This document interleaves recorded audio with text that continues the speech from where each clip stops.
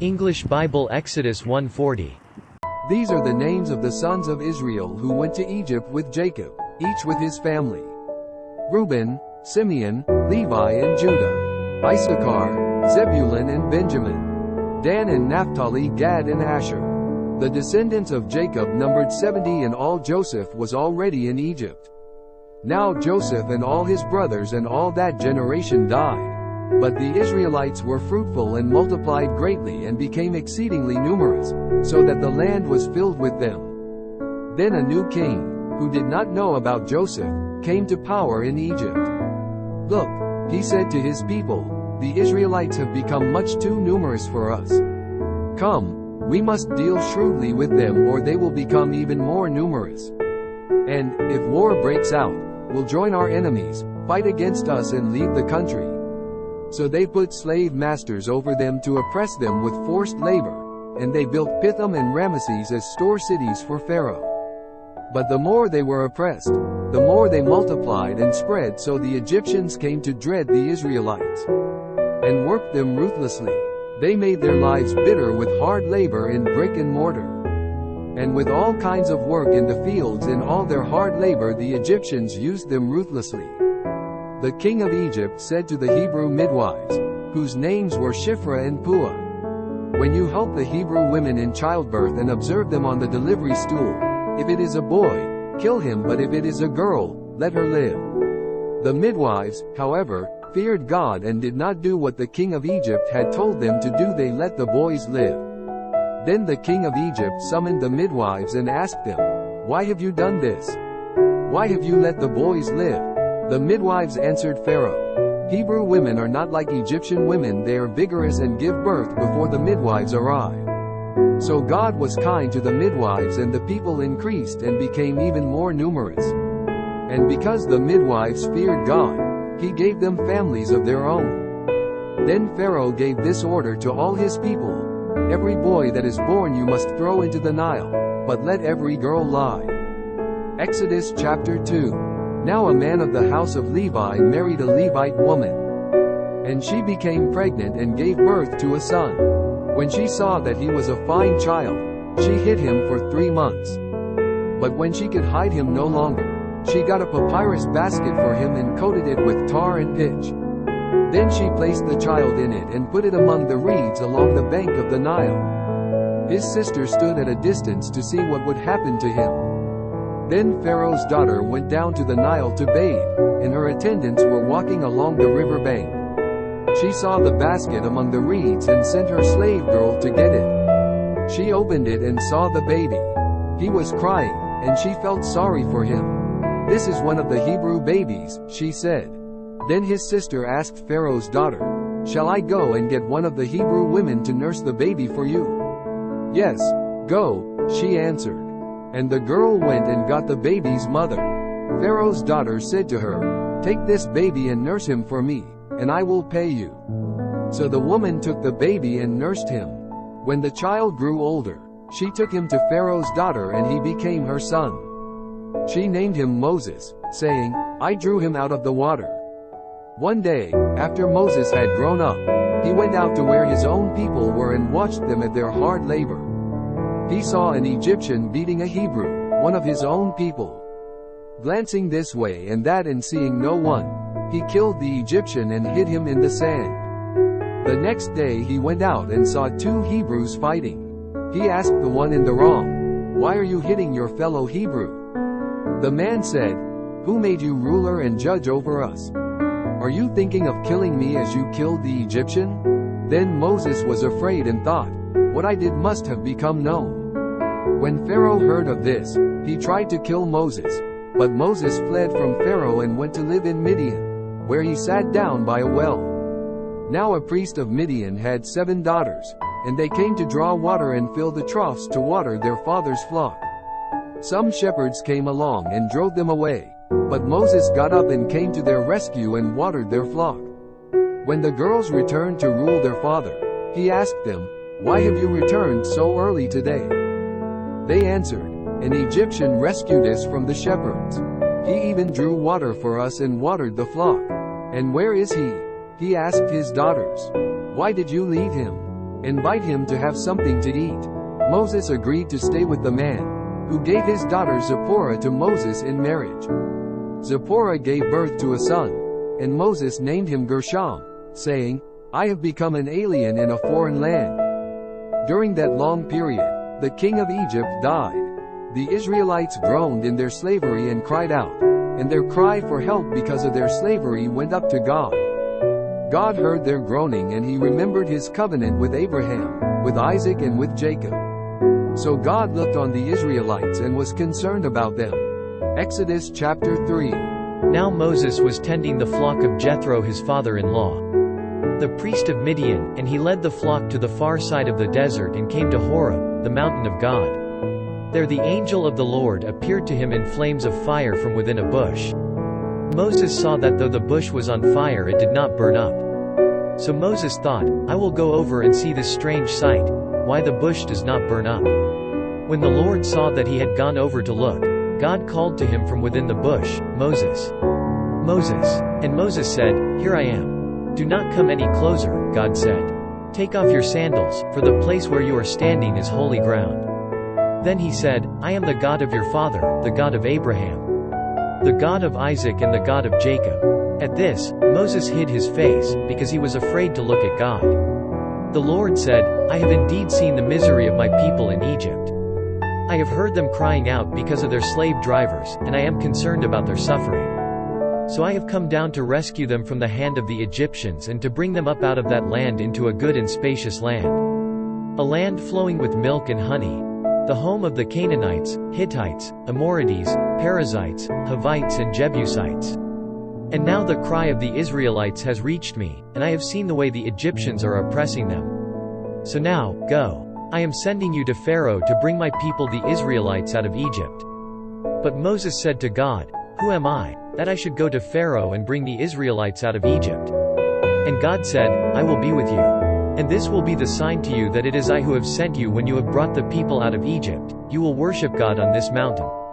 Moses said to God, "Suppose I go to the Israelites and say to them, 'The God of your fathers has sent me to you,' and they ask me, 'What is his name?' Then what shall I tell them?" God said to Moses, "I am who I am. This is what you are to say to the Israelites, 'I am has sent me to you.'" God also said to Moses, "Say to the Israelites, 'The Lord, the God of your fathers, the God of Abraham, the God of Isaac and the God of Jacob, has sent me to you. This is my name forever, the name by which I am to be remembered from generation to generation. Go, assemble the elders of Israel and say to them, 'The Lord, the God of your fathers, the God of Abraham, Isaac and Jacob, appeared to me and said, I have watched over you and have seen what has been done to you in Egypt. And I have promised to bring you up out of your misery in Egypt into the land of the Canaanites, Hittites, Amorites, Perizzites, Hivites and Jebusites, a land flowing with milk and honey. The elders of Israel will listen to you. Then you and the elders are to go to the king of Egypt and say to him, The Lord, the God of the Hebrews, has met with us. Let us take a 3-day journey into the desert to offer sacrifices to the Lord our God. But I know that the king of Egypt will not let you go unless a mighty hand compels him. So I will stretch out my hand and strike the Egyptians with all the wonders that I will perform among them. After that, he will let you go. And I will make the Egyptians favorably disposed toward this people, so that when you leave you will not go empty-handed. Every woman is to ask her neighbor and any woman living in her house for articles of silver and gold and for clothing, which you will put on your sons and daughters. And so you will plunder the Egyptians. Exodus chapter 4. Moses answered, What if they do not believe me or listen to me and say, The Lord did not appear to you? Then the Lord said to him, What is that in your hand? A staff, he replied. The Lord said, Throw it on the ground. Moses threw it on the ground and it became a snake, and he ran from it. Then the Lord said to him, Reach out your hand and take it by the tail. So Moses reached out and took hold of the snake. And it turned back into a staff in his hand.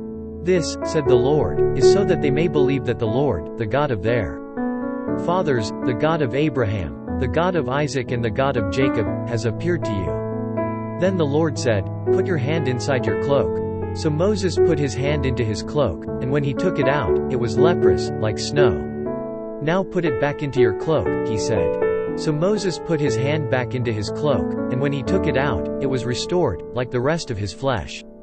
Then the Lord said, "If they do not believe you or pay attention to the first miraculous sign, they may believe the second. But if they do not believe these two signs or listen to you, take some water from the Nile and pour it on the dry ground. The water you take from the river will become blood on the ground." Moses said to the Lord, "O Lord, I have never been eloquent, neither in the past nor since you have spoken to your servant. I am slow of speech and tongue." The Lord said to him, "Who gave man his mouth? Who makes him deaf or mute? Who gives him sight or makes him blind? Is it not I, the Lord? Now go, I will help you speak and will teach you what to say." But Moses said, "O Lord, please send someone else to do it." Then the Lord's anger burned against Moses and he said, "What about your brother, Aaron the Levite? I know he can speak well. He is already on his way to meet you, and his heart will be glad when he sees you. You shall speak to him and put words in his mouth. I will help both of you speak and will teach you what to do.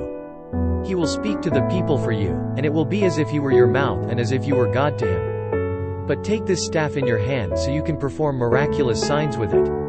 Then Moses went back to Jethro his father-in-law and said to him, "Let me go back to my own people in Egypt to see if any of them are still alive." Jethro said, "Go, and I wish you well." Now the Lord had said to Moses in Midian, "Go back to Egypt, for all the men who wanted to kill you are dead." So Moses took his wife and sons, put them on a donkey and started back to Egypt. And he took the staff of God in his hand. The Lord said to Moses, "When you return to Egypt, see that you perform before Pharaoh all the wonders I have given you the power to do. But I will harden his heart so that he will not let the people go. Then say to Pharaoh, 'This is what the Lord says, Israel is my firstborn son. And I told you, let my son go, so he may worship me. But you refused to let him go, so I will kill your firstborn son.'" At a lodging place on the way, the Lord met Moses and was about to kill him.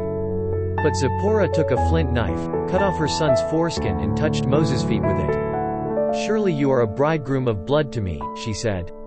So the Lord let him alone. At that time she said, "Bridegroom of blood," referring to circumcision. The Lord said to Aaron, "Go into the desert to meet Moses."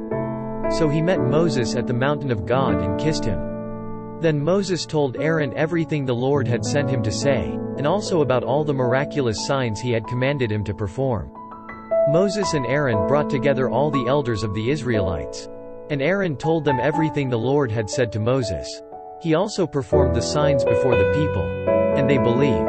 And when they heard that the Lord was concerned about them and had seen their misery, they bowed down and worshipped. Exodus chapter 5. Afterward Moses and Aaron went to Pharaoh and said, "This is what the Lord, the God of Israel, says, let my people go, so that they may hold a festival to me in the desert." Pharaoh said, "Who is the Lord, that I should obey him and let Israel go? I do not know the Lord, and I will not let Israel go." Then they said, "The God of the Hebrews has met with us. Now let us take a 3-day journey into the desert to offer sacrifices to the Lord our God, or he may strike us with plagues or with the sword." But the king of Egypt said, "Moses and Aaron, why are you taking the people away from their labor? Get back to your work." Then Pharaoh said, "Look, the people of the land are now numerous, and you are stopping them from working."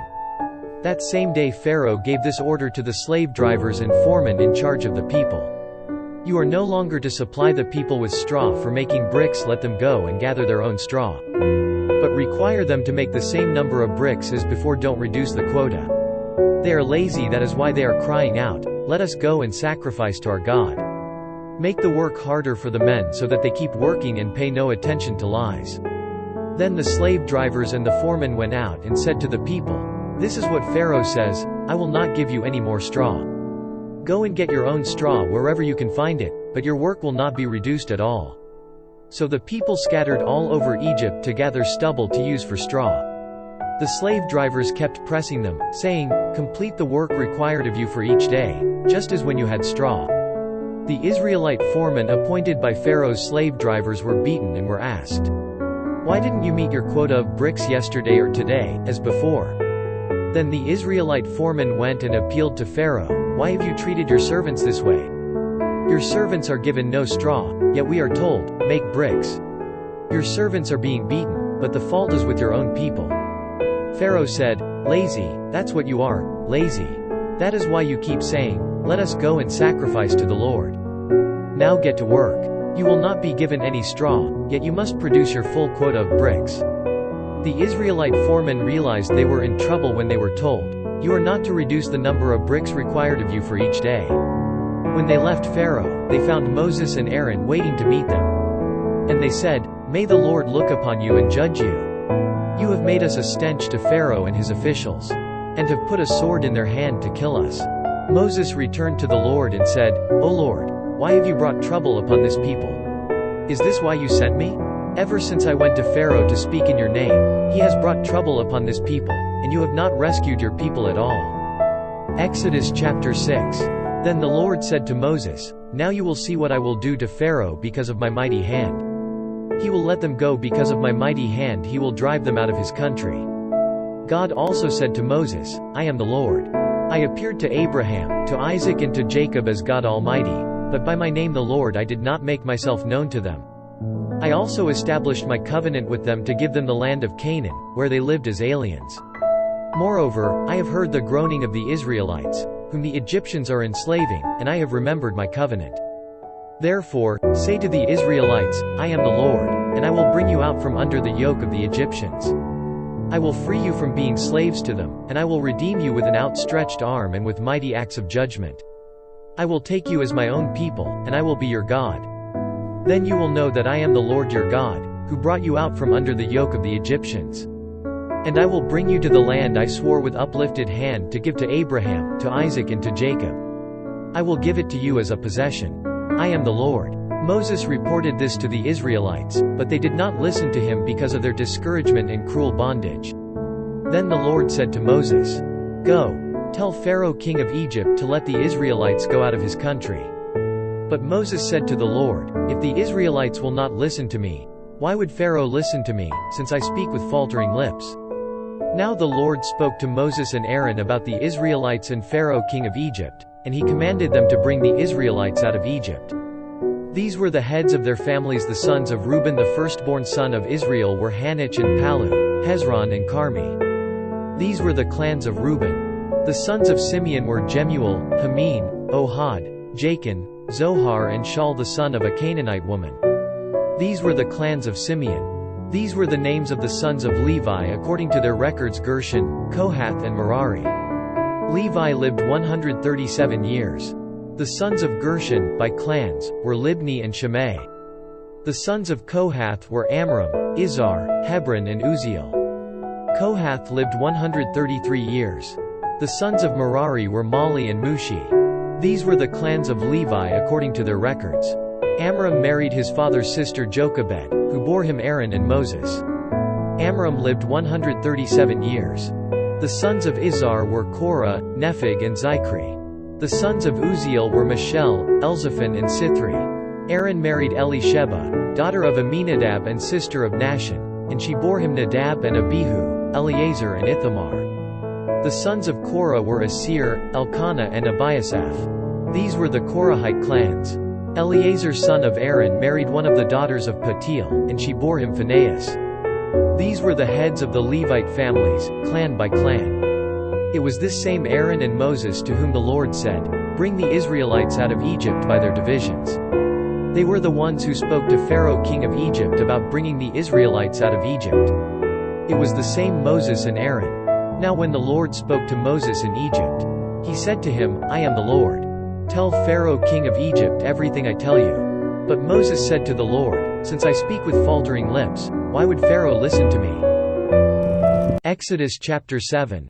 Then the Lord said to Moses, "See, I have made you like God to Pharaoh, and your brother Aaron will be your prophet. You are to say everything I command you, and your brother Aaron is to tell Pharaoh to let the Israelites go out of his country. But I will harden Pharaoh's heart, and though I multiply my miraculous signs and wonders in Egypt, he will not listen to you. Then I will lay my hand on Egypt, and with mighty acts of judgment I will bring out my divisions, my people the Israelites. And the Egyptians will know that I am the Lord when I stretch out my hand against Egypt and bring the Israelites out of it." Moses and Aaron did just as the Lord commanded them. Moses was 80 years old and Aaron 83 when they spoke to Pharaoh. The Lord said to Moses and Aaron, "When Pharaoh says to you, 'Perform a miracle,' then say to Aaron, "Take your staff and throw it down before Pharaoh, and it will become a snake." So Moses and Aaron went to Pharaoh and did just as the Lord commanded. Aaron threw his staff down in front of Pharaoh and his officials, and it became a snake. Pharaoh then summoned wise men and sorcerers, and the Egyptian magicians also did the same things by their secret arts. Each one threw down his staff and it became a snake. But Aaron's staff swallowed up their staffs. Yet Pharaoh's heart became hard and he would not listen to them, just as the Lord had said. Then the Lord said to Moses, "Pharaoh's heart is unyielding, he refuses to let the people go. Go to Pharaoh in the morning as he goes out to the water. Wait on the bank of the Nile to meet him, and take in your hand the staff that was changed into a snake. Then say to him, 'The Lord, the God of the Hebrews, has sent me to say to you, let my people go, so that they may worship me in the desert. But until now you have not listened. This is what the Lord says, by this you will know that I am the Lord with the staff that is in my hand. I will strike the water of the Nile, and it will be changed into blood. The fish in the Nile will die, and the river will stink, the Egyptians will not be able to drink its water." The Lord said to Moses, "Tell Aaron, take your staff and stretch out your hand over the waters of Egypt, over the streams and canals, over the ponds, and all the reservoirs, and they will turn to blood. Blood will be everywhere in Egypt, even in the wooden buckets and stone jars." Moses and Aaron did just as the Lord had commanded. He raised his staff in the presence of Pharaoh and his officials and struck the water of the Nile, and all the water was changed into blood. The fish in the Nile died, and the river smelled so bad that the Egyptians could not drink its water. Blood was everywhere in Egypt. But the Egyptian magicians did the same things by their secret arts, and Pharaoh's heart became hard. He would not listen to Moses and Aaron, just as the Lord had said.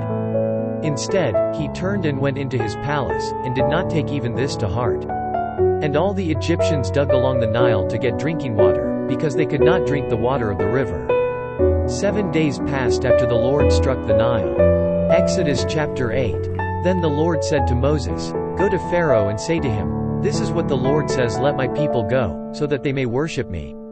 If you refuse to let them go, I will plague your whole country with frogs.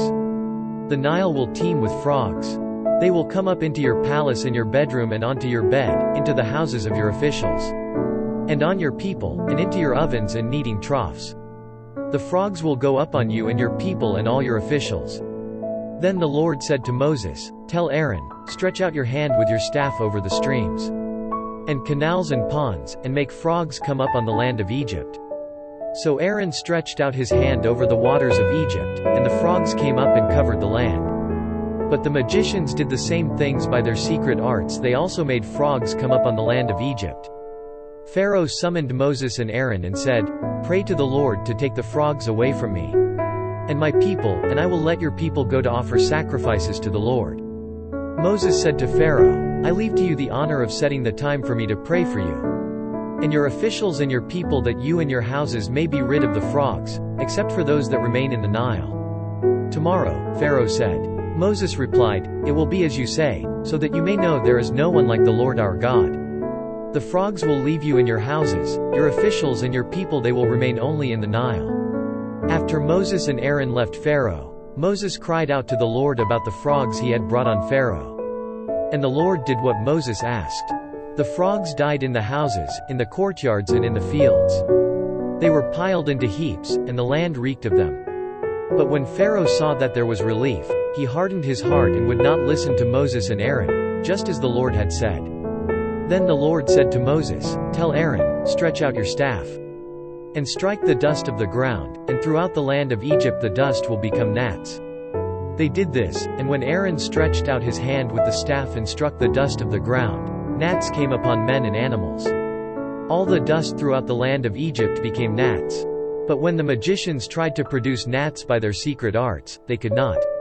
And the gnats were on men and animals. The magicians said to Pharaoh, "This is the finger of God." But Pharaoh's heart was hard and he would not listen, just as the Lord had said. Then the Lord said to Moses, "Get up early in the morning and confront Pharaoh as he goes to the water, and say to him, 'This is what the Lord says, let my people go, so that they may worship me. If you do not let my people go, I will send swarms of flies on you and your officials, on your people and into your houses. The houses of the Egyptians will be full of flies, and even the ground where they are. But on that day I will deal differently with the land of Goshen. Where my people live no swarms of flies will be there, so that you will know that I, the Lord, am in this land. I will make a distinction between my people and your people. This miraculous sign will occur tomorrow. And the Lord did this. Dense swarms of flies poured into Pharaoh's palace and into the houses of his officials, and throughout Egypt the land was ruined by the flies. Then Pharaoh summoned Moses and Aaron and said, "Go, sacrifice to your God here in the land." But Moses said, "That would not be right. The sacrifices we offer the Lord our God would be detestable to the Egyptians. And if we offer sacrifices that are detestable in their eyes, will they not stone us? We must take a 3-day journey into the desert to offer sacrifices to the Lord our God, as he commands us." Pharaoh said, "I will let you go to offer sacrifices to the Lord your God in the desert, but you must not go very far. Now pray for me." Moses answered, "As soon as I leave you, I will pray to the Lord, and tomorrow the flies will leave Pharaoh and his officials and his people. Only be sure that Pharaoh does not act deceitfully again by not letting the people go to offer sacrifices to the Lord." Then Moses left Pharaoh and prayed to the Lord. And the Lord did what Moses asked. The flies left Pharaoh and his officials and his people, not a fly remained. But this time also Pharaoh hardened his heart and would not let the people go. Exodus chapter 9. Then the Lord said to Moses, "Go to Pharaoh and say to him, 'This is what the Lord, the God of the Hebrews, says. Let my people go, so that they may worship me. If you refuse to let them go and continue to hold them back, the hand of the Lord will bring a terrible plague on your livestock in the field, on your horses and donkeys and camels, and on your cattle and sheep and goats.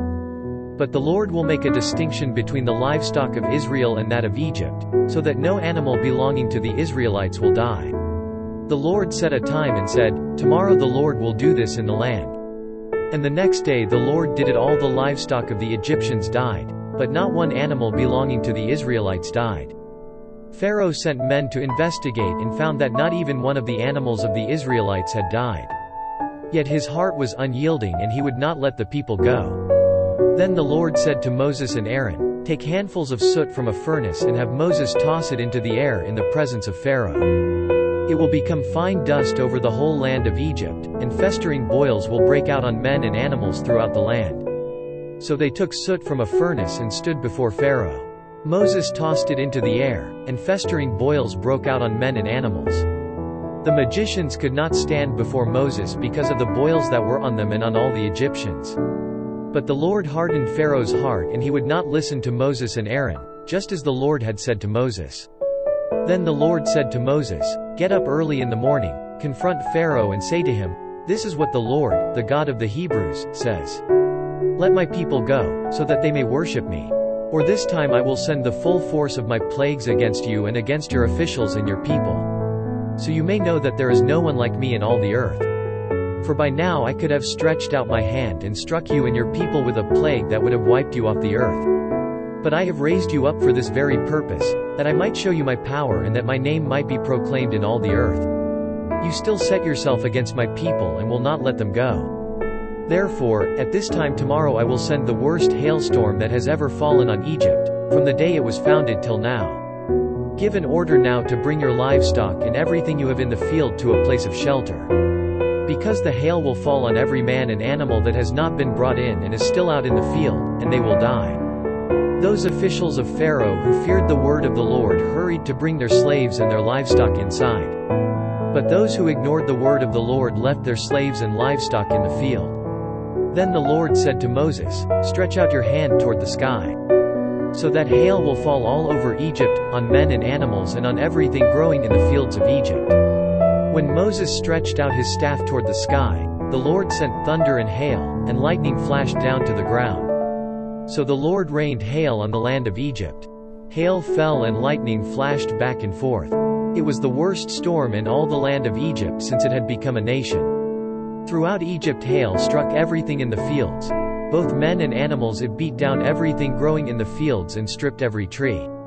The only place it did not hail was the land of Goshen, where the Israelites were. Then Pharaoh summoned Moses and Aaron. "This time I have sinned," he said to them. "The Lord is in the right, and I and my people are in the wrong.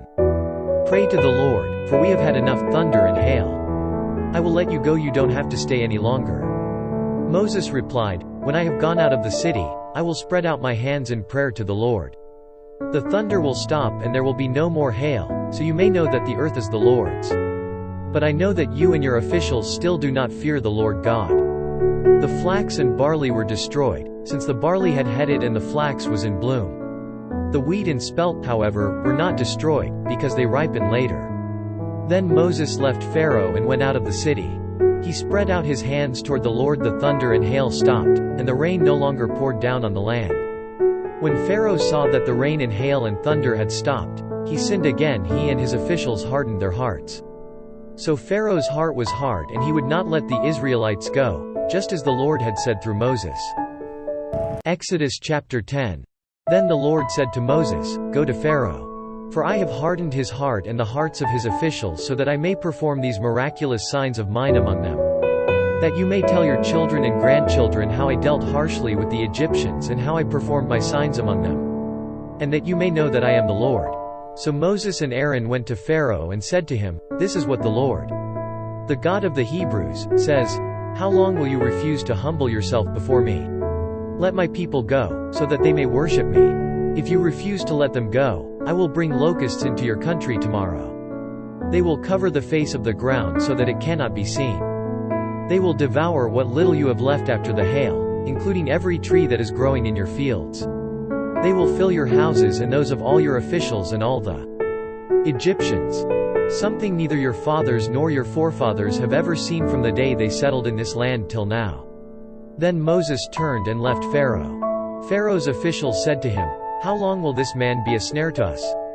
Let the people go, so that they may worship the Lord their God. Do you not yet realize that Egypt is ruined?" Then Moses and Aaron were brought back to Pharaoh. "Go, worship the Lord your God," he said. "But just who will be going?"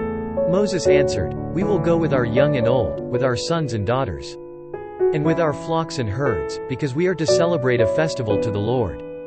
Pharaoh said, "The Lord be with you, if I let you go, along with your women and children. Clearly you are bent on evil. No, have only the men go and worship the Lord, since that's what you have been asking for." Then Moses and Aaron were driven out of Pharaoh's presence. And the Lord said to Moses, "Stretch out your hand over Egypt, so that locusts will swarm over the land and devour everything growing in the fields, everything left by the hail." So Moses stretched out his staff over Egypt, and the Lord made an east wind blow across the land all that day and all that night. By morning the wind had brought the locusts. They invaded all Egypt and settled down in every area of the country in great numbers. Never before had there been such a plague of locusts, nor will there ever be again. They covered all the ground until it was black. They devoured all that was left after the hail, everything growing in the fields and the fruit on the trees.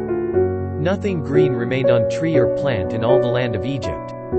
Pharaoh quickly summoned Moses and Aaron and said, "I have sinned against the Lord your God and against you. Now forgive my sin once more and pray to the Lord your God to take this deadly plague away from me." Moses then left Pharaoh and prayed to the Lord.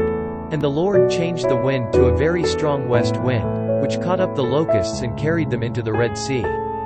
Not a locust was left anywhere in Egypt. But the Lord hardened Pharaoh's heart, and he would not let the Israelites go. Then the Lord said to Moses, "Stretch out your hand toward the sky so that darkness will spread over Egypt, darkness that can be felt." So Moses stretched out his hand toward the sky, and total darkness covered all Egypt for 3 days. No one could see anyone else or leave his place for 3 days. Yet all the Israelites had light in the places where they lived. Then Pharaoh summoned Moses and said, "Go, worship the Lord. Even your women and children may go with you, only leave your flocks and herds behind." But Moses said, "You must allow us to have sacrifices and burnt offerings to present to the Lord our God.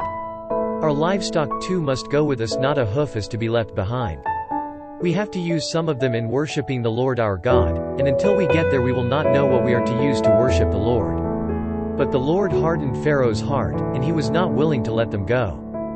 Pharaoh said to Moses, "Get out of my sight. Make sure you do not appear before me again.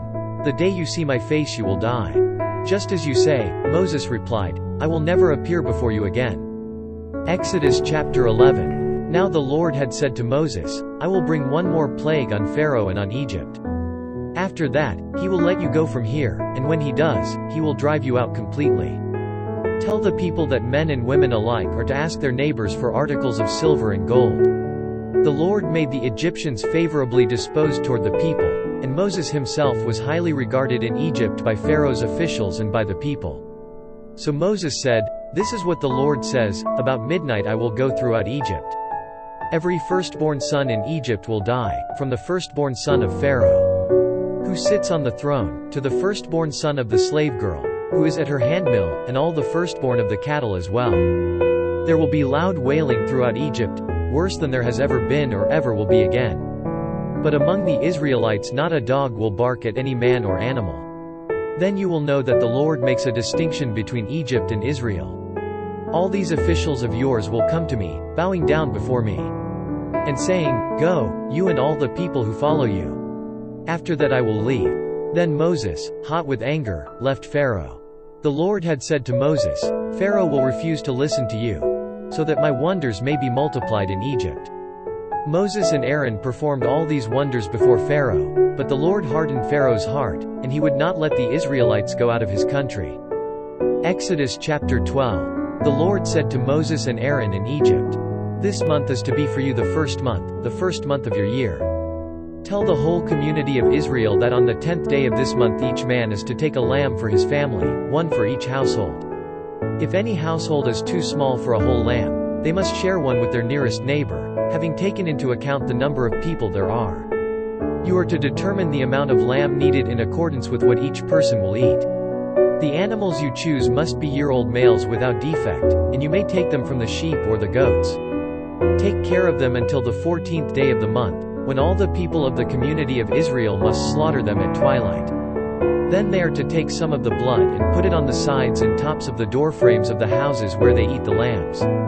That same night they are to eat the meat roasted over the fire, along with bitter herbs, and bread made without yeast. Do not eat the meat raw or cooked in water, but roast it over the fire, head, legs and inner parts. Do not leave any of it till morning. If some is left till morning, you must burn it. This is how you are to eat it, with your cloak tucked into your belt, your sandals on your feet and your staff in your hand. Eat it in haste, it is the Lord's Passover. On that same night I will pass through Egypt and strike down every firstborn, both men and animals. And I will bring judgment on all the gods of Egypt. I am the Lord. The blood will be a sign for you on the houses where you are, and when I see the blood, I will pass over you. No destructive plague will touch you when I strike Egypt. This is a day you are to commemorate for the generations to come. You shall celebrate it as a festival to the Lord, a lasting ordinance. For 7 days you are to eat bread made without yeast. On the first day remove the yeast from your houses, for whoever eats anything with yeast in it from the first day through the 7th must be cut off from Israel. On the first day hold a sacred assembly, and another one on the 7th day. Do no work at all on these days, except to prepare food for everyone to eat. That is all you may do. Celebrate the feast of unleavened bread, because it was on this very day that I brought your divisions out of Egypt. Celebrate this day as a lasting ordinance for the generations to come. In the first month you are to eat bread made without yeast, from the evening of the 14th day until the evening of the 21st day. For 7 days no yeast is to be found in your houses. And whoever eats anything with yeast in it must be cut off from the community of Israel, whether he is an alien or native born. Eat nothing made with yeast. Wherever you live, you must eat unleavened bread. Then Moses summoned all the elders of Israel and said to them, "Go at once and select the animals for your families and slaughter the Passover lamb. Take a bunch of hyssop, dip it into the blood in the basin and put some of the blood on the top and on both sides of the doorframe. Not one of you shall go out the door of his house until morning. When the Lord goes through the land to strike down the Egyptians, he will see the blood on the top and sides of the doorframe and will pass over that doorway. And he will not permit the destroyer to enter your houses and strike you down. Obey these instructions as a lasting ordinance for you and your descendants. When you enter the land that the Lord will give you as he promised, observe this ceremony. And when your children ask you, 'What does this ceremony mean to you?' then tell them, 'It is the Passover sacrifice to the Lord, who passed over the houses of the Israelites in Egypt and spared our homes when he struck down the Egyptians.'"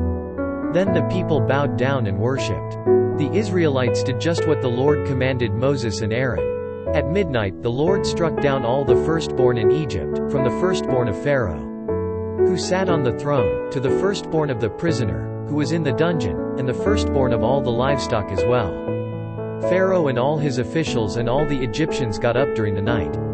And there was loud wailing in Egypt, for there was not a house without someone dead.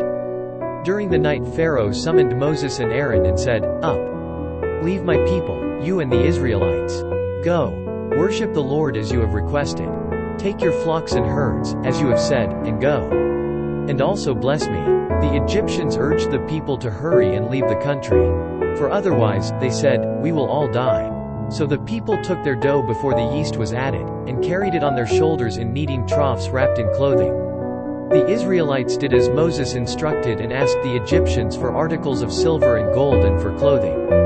The Lord had made the Egyptians favorably disposed toward the people, and they gave them what they asked for, so they plundered the Egyptians. The Israelites journeyed from Ramesses to Succoth. There were about 600,000 men on foot, besides women and children. Many other people went up with them, as well as large droves of livestock, both flocks and herds. With the dough they had brought from Egypt, they baked cakes of unleavened bread. The dough was without yeast because they had been driven out of Egypt and did not have time to prepare food for themselves. Now the length of time the Israelite people lived in Egypt was 430 years. At the end of the 430 years, to the very day, all the Lord's divisions left Egypt. Because the Lord kept vigil that night to bring them out of Egypt, on this night, all the Israelites are to keep vigil to honor the Lord for the generations to come. The Lord said to Moses and Aaron, "These are the regulations for the Passover. No foreigner is to eat of it.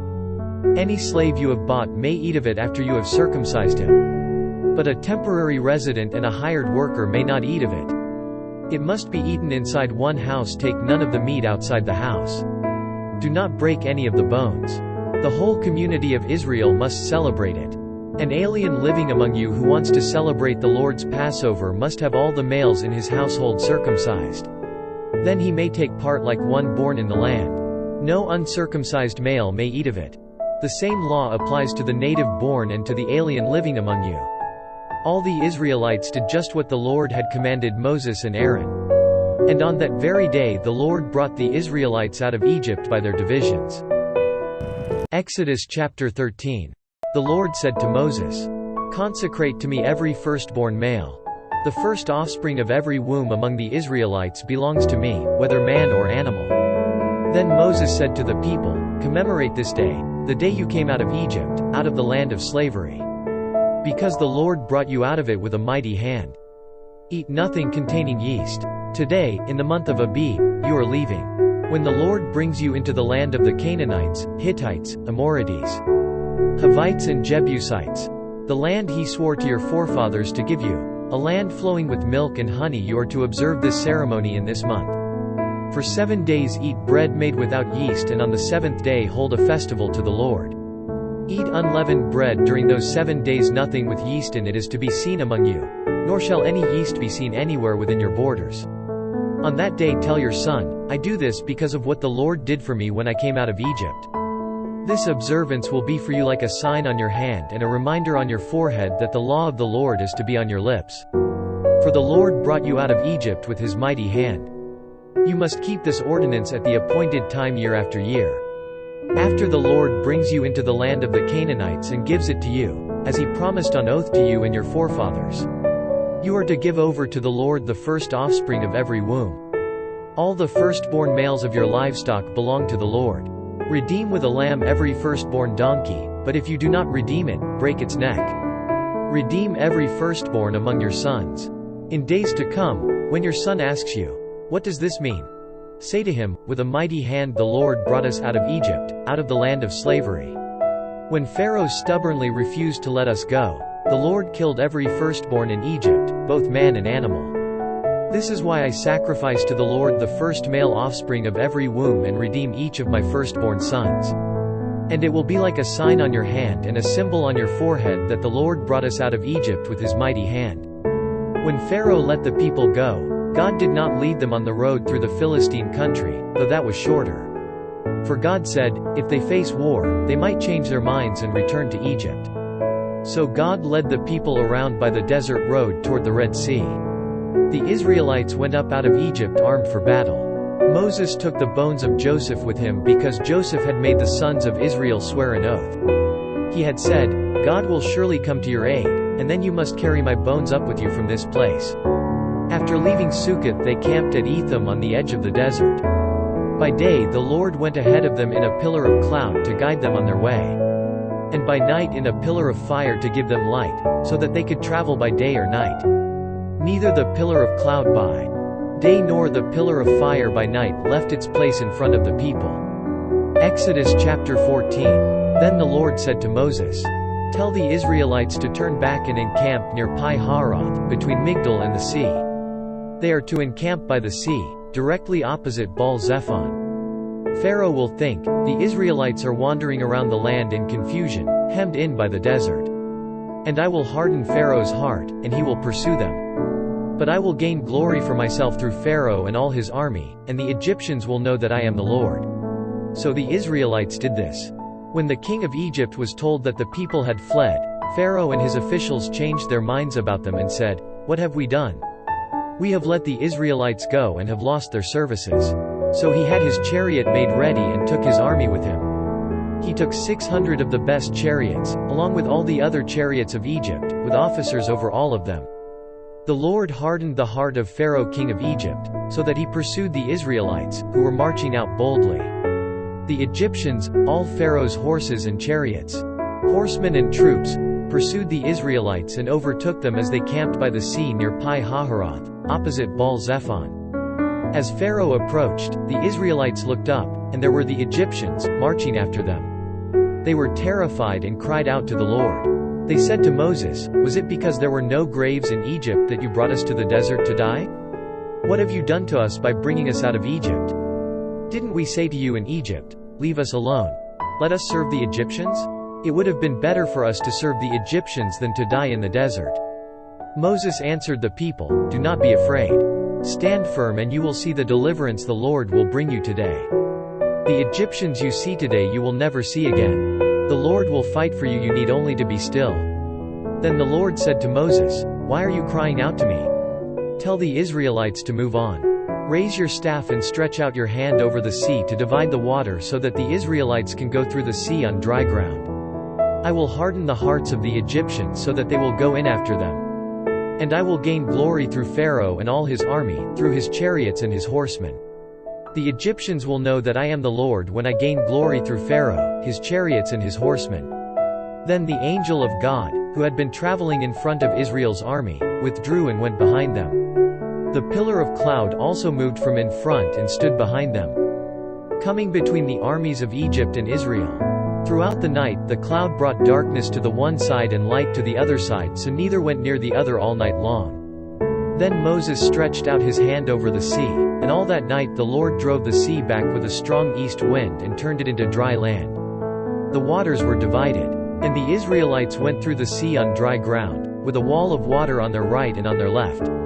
The Egyptians pursued them, and all Pharaoh's horses and chariots and horsemen followed them into the sea. During the last watch of the night, the Lord looked down from the pillar of fire and cloud at the Egyptian army and threw it into confusion. He made the wheels of their chariots come off so that they had difficulty driving.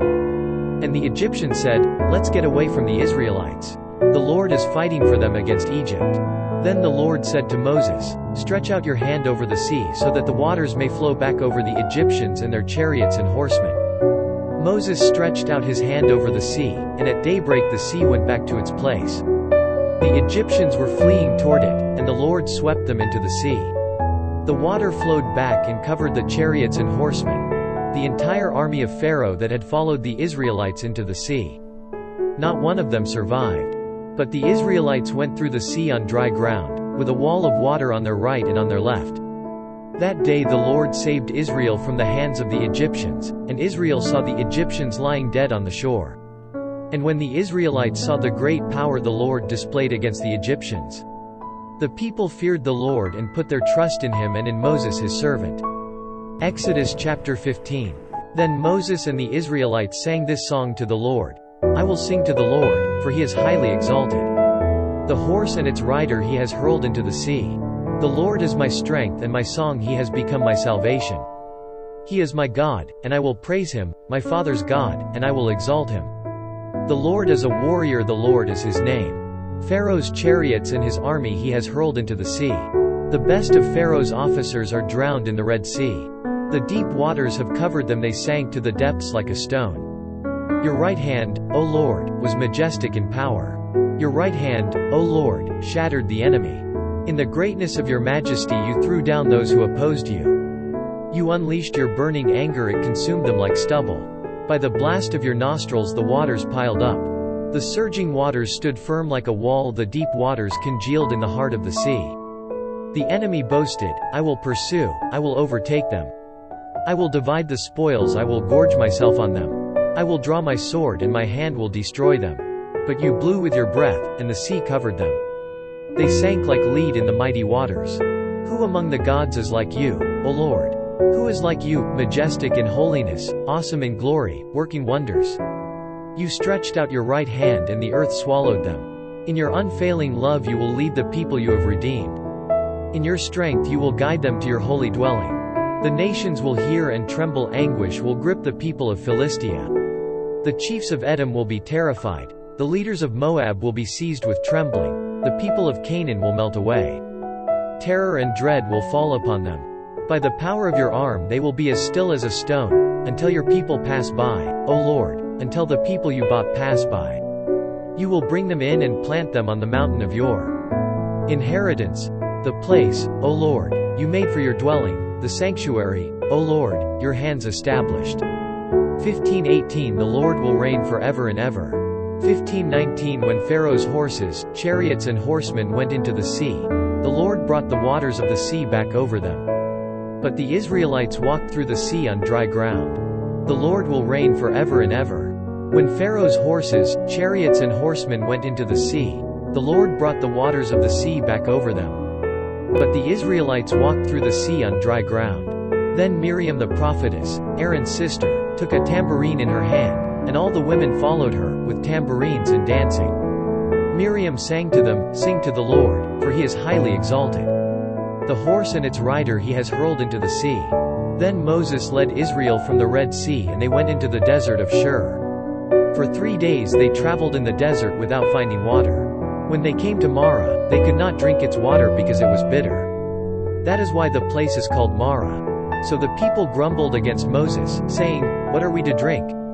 Then Moses cried out to the Lord, and the Lord showed him a piece of wood.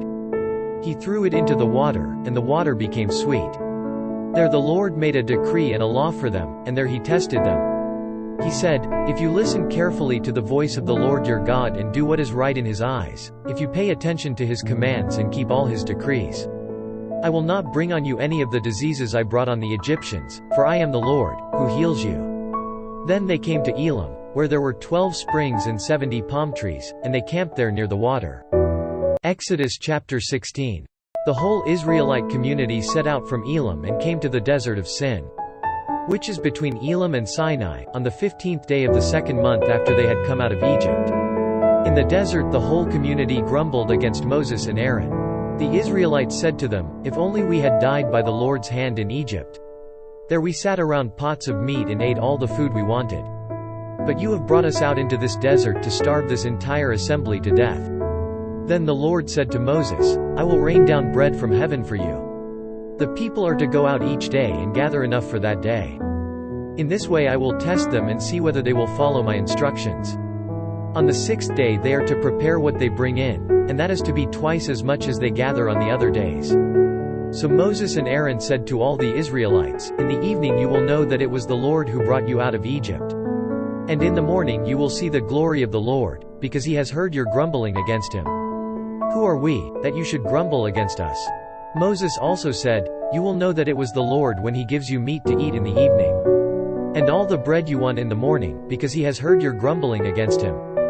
Who are we? You are not grumbling against us, but against the Lord. Then Moses told Aaron, Say to the entire Israelite community, Come before the Lord, for he has heard your grumbling. While Aaron was speaking to the whole Israelite community, they looked toward the desert, and there was the glory of the Lord appearing in the cloud. The Lord said to Moses, I have heard the grumbling of the Israelites. Tell them, at twilight you will eat meat, and in the morning you will be filled with bread. Then you will know that I am the Lord your God.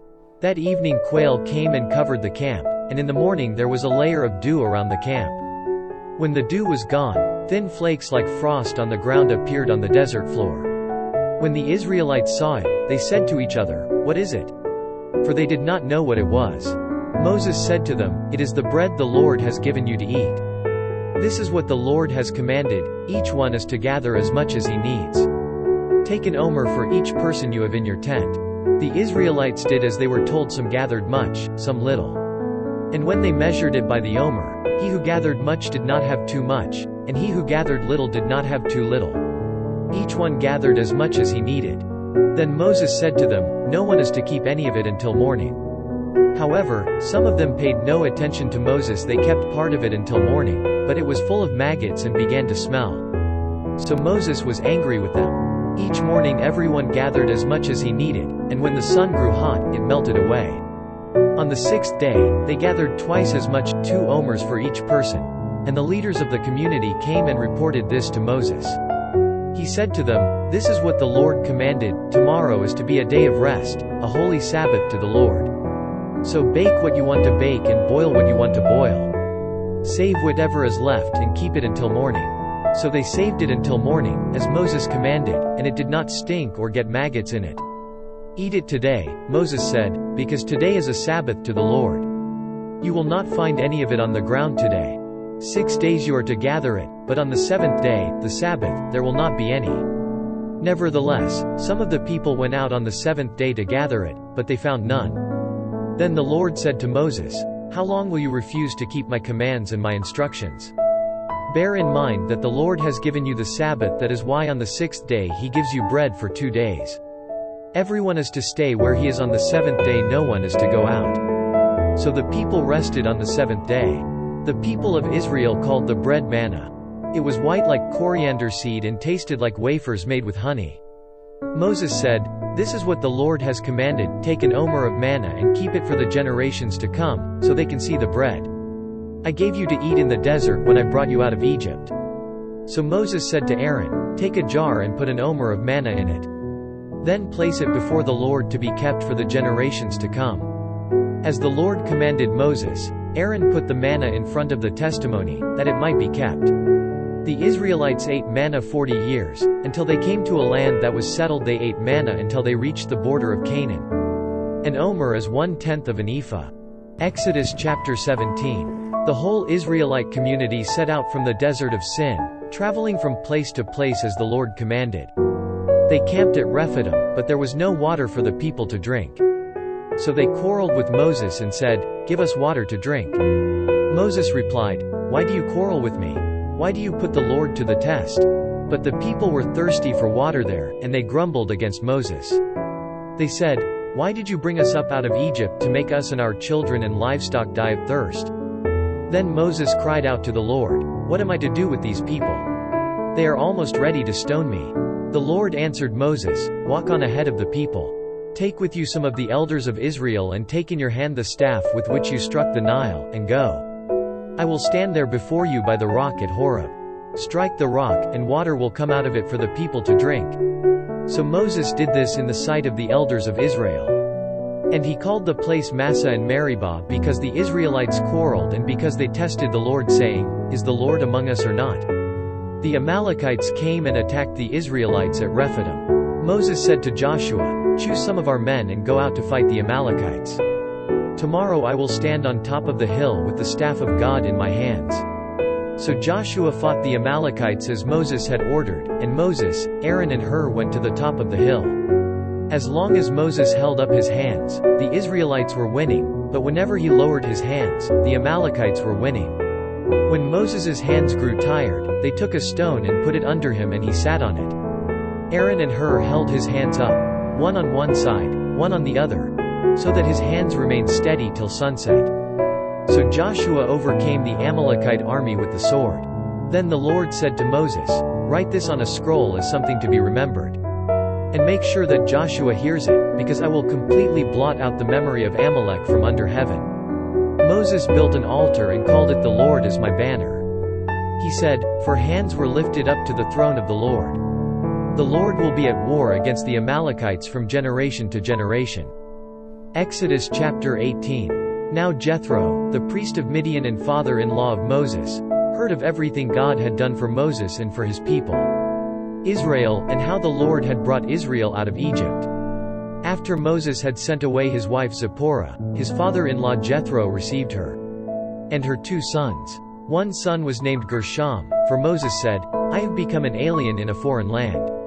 And the other was named Eleazar, for he said, "My father's God was my helper, he saved me from the sword of Pharaoh." Jethro, Moses' father-in-law, together with Moses' sons and wife, came to him in the desert, where he was camped near the mountain of God. Jethro had sent word to him, "I, your father-in-law Jethro, am coming to you with your wife and her 2 sons." So Moses went out to meet his father-in-law and bowed down and kissed him. They greeted each other and then went into the tent. Moses told his father-in-law about everything the Lord had done to Pharaoh and the Egyptians for Israel's sake, and about all the hardships they had met along the way and how the Lord had saved them. Jethro was delighted to hear about all the good things the Lord had done for Israel in rescuing them from the hand of the Egyptians. He said, "Praise be to the Lord, who rescued you from the hand of the Egyptians and of Pharaoh, and who rescued the people from the hand of the Egyptians. Now I know that the Lord is greater than all other gods, for he did this to those who had treated Israel arrogantly." Then Jethro, Moses' father-in-law, brought a burnt offering and other sacrifices to God. And Aaron came with all the elders of Israel to eat bread with Moses' father-in-law in the presence of God. The next day Moses took his seat to serve as judge for the people, and they stood around him from morning till evening. When his father-in-law saw all that Moses was doing for the people, he said, "What is this you are doing for the people? Why do you alone sit as judge, while all these people stand around you from morning till evening?" Moses answered him, "Because the people come to me to seek God's will. Whenever they have a dispute, it is brought to me, and I decide between the parties and inform them of God's decrees and laws." Moses' father-in-law replied, "What you are doing is not good. You and these people who come to you will only wear yourselves out. The work is too heavy for you, you cannot handle it alone. Listen now to me and I will give you some advice, and may God be with you. You must be the people's representative before God and bring their disputes to him. Teach them the decrees and laws, and show them the way to live and the duties they are to perform. But select capable men from all the people, men who fear God, trustworthy men who hate dishonest gain, and appoint them as officials over thousands, hundreds, 50s and 10s. Have them serve as judges for the people at all times, but have them bring every difficult case to you, the simple cases they can decide themselves. That will make your load lighter, because they will share it with you. If you do this and God so commands, you will be able to stand the strain, and all these people will go home satisfied." Moses listened to his father-in-law and did everything he said. He chose capable men from all Israel and made them leaders of the people, officials over thousands, hundreds, 50s and 10s. They served as judges for the people at all times. The difficult cases they brought to Moses, but the simple ones they decided themselves. Then Moses sent his father-in-law on his way, and Jethro returned to his own country. Exodus chapter 19. In the 3rd month after the Israelites left Egypt, on the very day, they came to the desert of Sinai. After they set out from Rephidim, they entered the desert of Sinai, and Israel camped there in the desert in front of the mountain. Then Moses went up to God, and the Lord called to him from the mountain, and said, "This is what you are to say to the house of Jacob and what you are to tell the people of Israel. You yourselves have seen what I did to Egypt, and how I carried you on eagle's wings and brought you to myself. Now if you obey me fully and keep my covenant, then out of all nations you will be my treasured possession. Although the whole earth is mine, you will be for me a kingdom of priests and a holy nation. These are the words you are to speak to the Israelites." So Moses went back and summoned the elders of the people and set before them all the words the Lord had commanded him to speak. The people all responded together, "We will do everything the Lord has said." So Moses brought their answer back to the Lord. The Lord said to Moses, "I am going to come to you in a dense cloud, so that the people will hear me speaking with you, and will always put their trust in you." Then Moses told the Lord what the people had said. And the Lord said to Moses, "Go to the people and consecrate them today and tomorrow. Have them wash their clothes. And be ready by the third day, because on that day the Lord will come down on Mount Sinai in the sight of all the people. Put limits for the people around the mountain and tell them, be careful that you do not go up the mountain or touch the foot of it. Whoever touches the mountain shall surely be put to death. He shall surely be stoned or shot with arrows, not a hand is to be laid on him. Whether man or animal, he shall not be permitted to live. Only when the ram's horn sounds a long blast may they go up to the mountain. After Moses had gone down the mountain to the people, he consecrated them, and they washed their clothes. Then he said to the people, prepare yourselves for the third day. Abstain from sexual relations. On the morning of the third day there was thunder and lightning, with a thick cloud over the mountain, and a very loud trumpet blast. Everyone in the camp trembled. Then Moses led the people out of the camp to meet with God, and they stood at the foot of the mountain.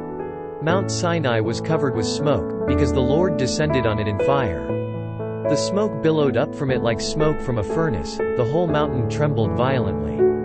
And the sound of the trumpet grew louder and louder. Then Moses spoke and the voice of God answered him. The Lord descended to the top of Mount Sinai and called Moses to the top of the mountain. So Moses went up. And the Lord said to him, go down and warn the people so they do not force their way through to see the Lord and many of them perish. Even the priests, who approach the Lord, must consecrate themselves, or the Lord will break out against them. Moses said to the Lord, the people cannot come up Mount Sinai, because you yourself warned us, put limits around the mountain and set it apart as holy. The Lord replied, go down and bring Aaron up with you.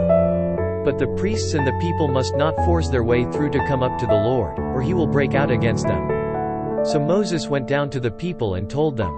Exodus chapter 20. And God spoke all these words. I am the Lord your God, who brought you out of Egypt, out of the land of slavery. You shall have no other gods before me. You shall not make for yourself an idol in the form of anything in heaven above or on the earth beneath or in the waters below. You shall not bow down to them or worship them, for I, the Lord your God, am a jealous God, punishing the children for the sin of the fathers to the third and fourth generation of those who hate me, but showing love to 1,000 generations of those who love me and keep my commandments. You shall not misuse the name of the Lord your God, for the Lord will not hold anyone guiltless who misuses his name. Remember the Sabbath day by keeping it holy. 6 days you shall labor and do all your work, but the seventh day is a Sabbath to the Lord your God. On it you shall not do any work, neither you, nor your son or daughter, nor your manservant or maidservant, nor your animals, nor the alien within your gates. For in 6 days the Lord made the heavens and the earth, the sea, and all that is in them, but he rested on the seventh day. Therefore the Lord blessed the Sabbath day and made it holy. Honor your father and your mother, so that you may live long in the land the Lord your God is giving you. You shall not murder. You shall not commit adultery. You shall not steal. You shall not give false testimony against your neighbor. You shall not covet your neighbor's house. You shall not covet your neighbor's wife, or his manservant or maidservant, his ox or donkey, or anything that belongs to your neighbor. When the people saw the thunder and lightning and heard the trumpet and saw the mountain in smoke, they trembled with fear. They stayed at a distance, and said to Moses, speak to us yourself and we will listen. But do not have God speak to us or we will die. Moses said to the people, do not be afraid. God has come to test you, so that the fear of God will be with you to keep you from sinning. The people remained at a distance, while Moses approached the thick darkness where God was. Then the Lord said to Moses, tell the Israelites this, you have seen for yourselves that I have spoken to you from heaven. Do not make any gods to be alongside me. Do not make for yourselves gods of silver or gods of gold. Make an altar of earth for me and sacrifice on it your burnt offerings and fellowship offerings, your sheep and goats and your cattle. Wherever I cause my name to be honored, I will come to you and bless you. If you make an altar of stones for me, do not build it with dressed stones, for you will defile it if you use a tool on it. And do not go up to my altar on steps, lest your nakedness be exposed on it. Exodus chapter 21. These are the laws you are to set before them. If you buy a Hebrew servant, he is to serve you for 6 years. But in the 7th year, he shall go free, without paying anything. If he comes alone, he is to go free alone, but if he has a wife when he comes, she is to go with him. If his master gives him a wife and she bears him sons or daughters, the woman and her children shall belong to her master, and only the man shall go free. But if the servant declares, "I love my master and my wife and children and do not want to go free," then his master must take him before the judges. He shall take him to the door or the doorpost and pierce his ear with an awl. Then he will be his servant for life. If a man sells his daughter as a servant, she is not to go free as menservants do. If she does not please the master who has selected her for himself, he must let her be redeemed. He has no right to sell her to foreigners, because he has broken faith with her. If he selects her for his son, he must grant her the rights of a daughter. If he marries another woman, he must not deprive the first one of her food, clothing and marital rights. If he does not provide her with these three things, she is to go free, without any payment of money. Anyone who strikes a man and kills him shall surely be put to death. However, if he does not do it intentionally, but God lets it happen, he is to flee to a place I will designate. But if a man schemes and kills another man deliberately, take him away from my altar and put him to death. Anyone who attacks his father or his mother must be put to death. Anyone who kidnaps another and either sells him or still has him when he is caught must be put to death. Anyone who curses his father or mother must be put to death. If men quarrel and one hits the other with a stone or with his fist and he does not die but is confined to bed, the one who struck the blow will not be held responsible if the other gets up and walks around outside with his staff. However, he must pay the injured man for the loss of his time and see that he is completely healed. If a man beats his male or female slave with a rod and the slave dies as a direct result, he must be punished. But he is not to be punished if the slave gets up after a day or two, since the slave is his property. If men who are fighting hit a pregnant woman and she gives birth prematurely, but there is no serious injury, the offender must be fined whatever the woman's husband demands and the court allows. But if there is serious injury, you are to take life for life. Eye for eye, tooth for tooth, hand for hand, foot for foot. Burn for burn, wound for wound, bruise for bruise. If a man hits a manservant or maidservant in the eye and destroys it, he must let the servant go free to compensate for the eye. And if he knocks out the tooth of a manservant or maidservant, he must let the servant go free to compensate for the tooth. If a bull gores a man or a woman to death, the bull must be stoned to death, and its meat must not be eaten. But the owner of the bull will not be held responsible. If, however, the bull has had the habit of goring and the owner has been warned, but has not kept it penned up and it kills a man or woman, the bull must be stoned and the owner also must be put to death. However, if payment is demanded of him, he may redeem his life by paying whatever is demanded. This law also applies if the bull gores a son or daughter. If the bull gores a male or female slave, the owner must pay 30 shekels of silver to the master of the slave, and the bull must be stoned. If a man uncovers a pit or digs one and fails to cover it and an ox or a donkey falls into it, the owner of the pit must pay for the loss. He must pay its owner, and the dead animal will be his. If a man's bull injures the bull of another and it dies, they are to sell the live one and divide both the money and the dead animal equally. However, if it was known that the bull had the habit of goring, yet the owner did not keep it penned up, the owner must pay, animal for animal, and the dead animal will be his. Exodus chapter 22. If a man steals an ox or a sheep and slaughters it or sells it, he must pay back 5 head of cattle for the ox and 4 sheep for the sheep. If a thief is caught breaking in and is struck so that he dies, the defender is not guilty of bloodshed. But if it happens after sunrise, he is guilty of bloodshed. A thief must certainly make restitution, but if he has nothing, he must be sold to pay for his theft. If the stolen animal is found alive in his possession, whether ox or donkey or sheep, he must pay back double. If a man grazes his livestock in a field or vineyard and lets them stray and they graze in another man's field, he must make restitution from the best of his own field or vineyard. If a fire breaks out and spreads into thorn bushes so that it burns shocks of grain or standing grain or the whole field, the one who started the fire must make restitution. If a man gives his neighbor silver or goods for safekeeping and they are stolen from the neighbor's house, the thief, if he is caught, must pay back double. But if the thief is not found, the owner of the house must appear before the judges to determine whether he has laid his hands on the other man's property. In all cases of illegal possession of an ox, a donkey, a sheep, a garment, or any other lost property about which somebody says, "This is mine," both parties are to bring their cases before the judges. The one whom the judges declare guilty must pay back double to his neighbor. If a man gives a donkey, an ox, a sheep or any other animal to his neighbor for safekeeping, and it dies or is injured or is taken away while no one is looking, the issue between them will be settled by the taking of an oath before the Lord that the neighbor did not lay hands on the other person's property. The owner is to accept this, and no restitution is required. But if the animal was stolen from the neighbor, he must make restitution to the owner. If it was torn to pieces by a wild animal, he shall bring in the remains as evidence and he will not be required to pay for the torn animal. If a man borrows an animal from his neighbor and it is injured or dies while the owner is not present, he must make restitution. But if the owner is with the animal, the borrower will not have to pay. If the animal was hired, the money paid for the hire covers the loss. If a man seduces a virgin who is not pledged to be married and sleeps with her, he must pay the bride price, and she shall be his wife. If her father absolutely refuses to give her to him, he must still pay the bride price for virgins. Do not allow a sorceress to live. Anyone who has sexual relations with an animal must be put to death. Whoever sacrifices to any god other than the Lord must be destroyed. Do not mistreat an alien or oppress him, for you were aliens in Egypt. Do not take advantage of a widow or an orphan. If you do and they cry out to me, I will certainly hear their cry. My anger will be aroused, and I will kill you with the sword. Your wives will become widows and your children fatherless. If you lend money to one of my people among you who is needy, do not be like a moneylender, charge him no interest. If you take your neighbor's cloak as a pledge, return it to him by sunset. Because his cloak is the only covering he has for his body.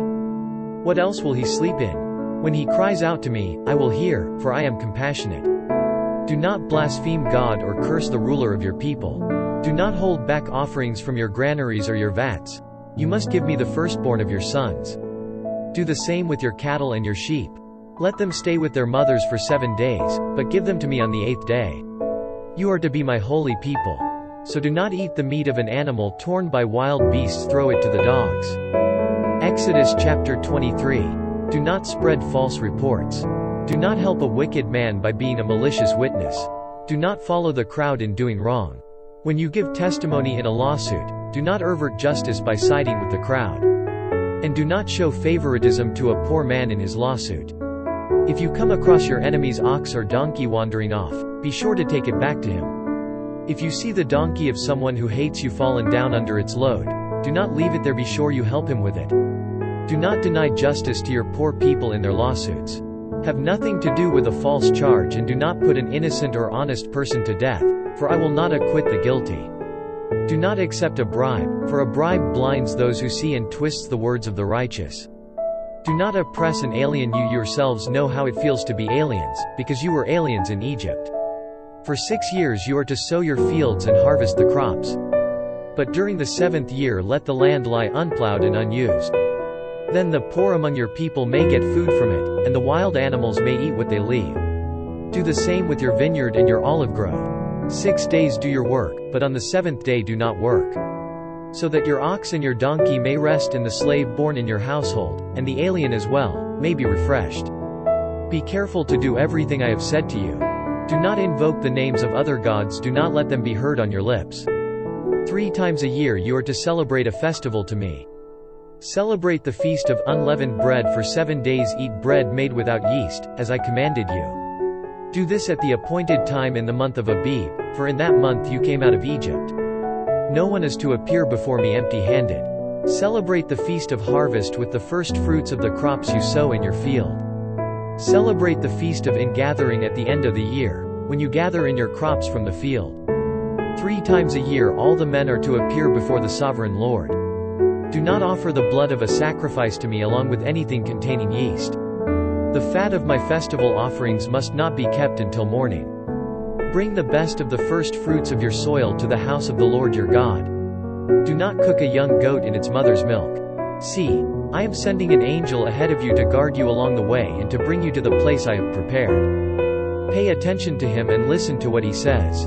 Do not rebel against him, he will not forgive your rebellion, since my name is in him. If you listen carefully to what he says and do all that I say, I will be an enemy to your enemies and will oppose those who oppose you. My angel will go ahead of you and bring you into the land of the Amorites, Hittites, Perizzites, Canaanites, Hivites and Jebusites, and I will wipe them out. Do not bow down before their gods or worship them or follow their practices. You must demolish them and break their sacred stones to pieces. Worship the Lord your God, and His blessing will be on your food and water. I will take away sickness from among you, and none will miscarry or be barren in your land. I will give you a full lifespan. I will send my terror ahead of you and throw into confusion every nation you encounter. I will make all your enemies turn their backs and run. I will send the hornet ahead of you to drive the Hivites, Canaanites and Hittites out of your way. But I will not drive them out in a single year, because the land would become desolate and the wild animals too numerous for you. Little by little I will drive them out before you, until you have increased enough to take possession of the land. I will establish your borders from the Red Sea to the Sea of the Philistines, and from the desert to the river. I will hand over to you the people who live in the land and you will drive them out before you. Do not make a covenant with them or with their gods.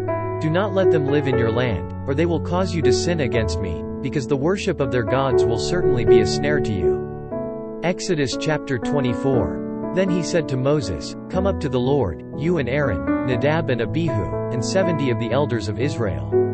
You are to worship at a distance. But Moses alone is to approach the Lord, the others must not come near. And the people may not come up with him. When Moses went and told the people all the Lord's words and laws, they responded with one voice, Everything the Lord has said we will do. Moses then wrote down everything the Lord had said. He got up early the next morning and built an altar at the foot of the mountain and set up 12 stone pillars representing the 12 tribes of Israel. Then he sent young Israelite men, and they offered burnt offerings and sacrificed young bulls as fellowship offerings to the Lord. Moses took half of the blood and put it in bowls, and the other half he sprinkled on the altar. Then he took the book of the covenant and read it to the people. They responded, We will do everything the Lord has said we will obey. Moses then took the blood, sprinkled it on the people, and said, This is the blood of the covenant that the Lord has made with you in accordance with all these words. Moses and Aaron, Nadab and Abihu, and the 70 elders of Israel went up and saw the God of Israel. Under his feet was something like a pavement made of sapphire, clear as the sky itself. But God did not raise his hand against these leaders of the Israelites. They saw God, and they ate and drank. The Lord said to Moses, Come up to me on the mountain and stay here. And I will give you the tablets of stone, with the law and commands I have written for their instruction. Then Moses set out with Joshua his aide, and Moses went up on the mountain of God. He said to the elders, Wait here for us until we come back to you. Aaron and Hur are with you, and anyone involved in a dispute can go to them. When Moses went up on the mountain, the cloud covered it. And the glory of the Lord settled on Mount Sinai. For 6 days the cloud covered the mountain, and on the 7th day the Lord called to Moses from within the cloud. To the Israelites the glory of the Lord looked like a consuming fire on top of the mountain. Then Moses entered the cloud as he went on up the mountain. And he stayed on the mountain 40 days and 40 nights. Exodus chapter 25. The Lord said to Moses, Tell the Israelites to bring me an offering. You are to receive the offering for me from each man whose heart prompts him to give. These are the offerings you are to receive from them: gold, silver and bronze, blue, purple and scarlet yarn and fine linen goat hair, ram skins dyed red and hides of sea cows, acacia wood, olive oil for the light spices, for the anointing oil and for the fragrant incense, and onyx stones and other gems to be mounted on the ephod and breastpiece. Then have them make a sanctuary for me, and I will dwell among them. Make this tabernacle and all its furnishings exactly like the pattern I will show you. Have them make a chest of acacia wood, 2.5 cubits long, 1.5 cubits wide, and 1.5 cubits high. Overlay it with pure gold, both inside and out, and make a gold molding around it. Cast 4 gold rings for it and fasten them to its 4 feet, with 2 rings on one side and 2 rings on the other. Then make poles of acacia wood and overlay them with gold. Insert the poles into the rings on the sides of the chest to carry it. The poles are to remain in the rings of this ark, they are not to be removed. Then put in the ark the testimony, which I will give you. Make an atonement cover of pure gold, 2.5 cubits long and 1.5 cubits wide. And make 2 cherubim out of hammered gold at the ends of the cover. Make one cherub on one end and the second cherub on the other. Make the cherubim of one piece with the cover, at the two ends. The cherubim are to have their wings spread upward, overshadowing the cover with them. The cherubim are to face each other, looking toward the cover. Place the cover on top of the ark and put in the ark the testimony, which I will give you. There, above the cover between the two cherubim that are over the ark of the testimony, I will meet with you and give you all my commands for the Israelites. Make a table of acacia wood, 2 cubits long, a cubit wide and a cubit and a half high. Overlay it with pure gold and make a gold molding around it. Also make around it a rim a handbreadth wide and put a gold molding on the rim. Make 4 gold rings for the table and fasten them to the 4 corners, where the 4 legs are. The rings are to be close to the rim to hold the poles used in carrying the table. Make the poles of acacia wood, overlay them with gold and carry the table with them. And make its plates and dishes of pure gold, as well as its pitchers and bowls for the pouring out of offerings. Put the bread of the presence on this table to be before me at all times. Make a lampstand of pure gold and hammer it out. Base and shaft its flower-like cups, buds and blossoms shall be of one piece with it. 6 branches are to extend from the sides of the lampstand, 3 on one side and 3 on the other. 3 cups shaped like almond flowers with buds and blossoms are to be on one branch, 3 on the next branch. And the same for all 6 branches extending from the lampstand. And on the lampstand there are to be 4 cups shaped like almond flowers with buds and blossoms. 1 bud shall be under the first pair of branches extending from the lampstand, a second bud under the second pair, and a third bud under the third pair, 6 branches in all. The buds and branches shall all be of one piece with the lampstand, hammered out of pure gold. Then make it 7 lamps and set them up on it so that they light the space in front of it. Its wick trimmers and trays are to be of pure gold. A talent of pure gold is to be used for the lampstand and all these accessories. See that you make them according to the pattern shown you on the mountain. Exodus chapter 26. Make the tabernacle with 10 curtains of finely twisted linen and blue, purple and scarlet yarn, with cherubim worked into them by a skilled craftsman. All the curtains are to be the same size, 28 cubits long and 4 cubits wide. Join 5 of the curtains together, and do the same with the other 5. Make loops of blue material along the edge of the end curtain in one set, and do the same with the end curtain in the other set. Make 50 loops on one curtain and 50 loops on the end curtain of the other set, with the loops opposite each other. Then make 50 gold clasps and use them to fasten the curtains together so that the tabernacle is a unit. Make curtains of goat hair for the tent over the tabernacle, 11 altogether. All 11 curtains are to be the same size, 30 cubits long and 4 cubits wide. Join 5 of the curtains together into one set and the other 6 into another set. Fold the 6th curtain double at the front of the tent. Make 50 loops along the edge of the end curtain in one set and also along the edge of the end curtain in the other set. Then make 50 bronze clasps and put them in the loops to fasten the tent together as a unit. As for the additional length of the tent curtains, the half curtain that is left over is to hang down at the rear of the tabernacle. The tent curtains will be a cubit longer on both sides. What is left will hang over the sides of the tabernacle so as to cover it. Make for the tent a covering of ram skins dyed red, and over that a covering of hides of sea cows. Make upright frames of acacia wood for the tabernacle. Each frame is to be 10 cubits long and a cubit and a half wide, with 2 projections set parallel to each other. Make all the frames of the tabernacle in this way. Make 20 frames for the south side of the tabernacle, and make 40 silver bases to go under them, 2 bases for each frame, 1 under each projection.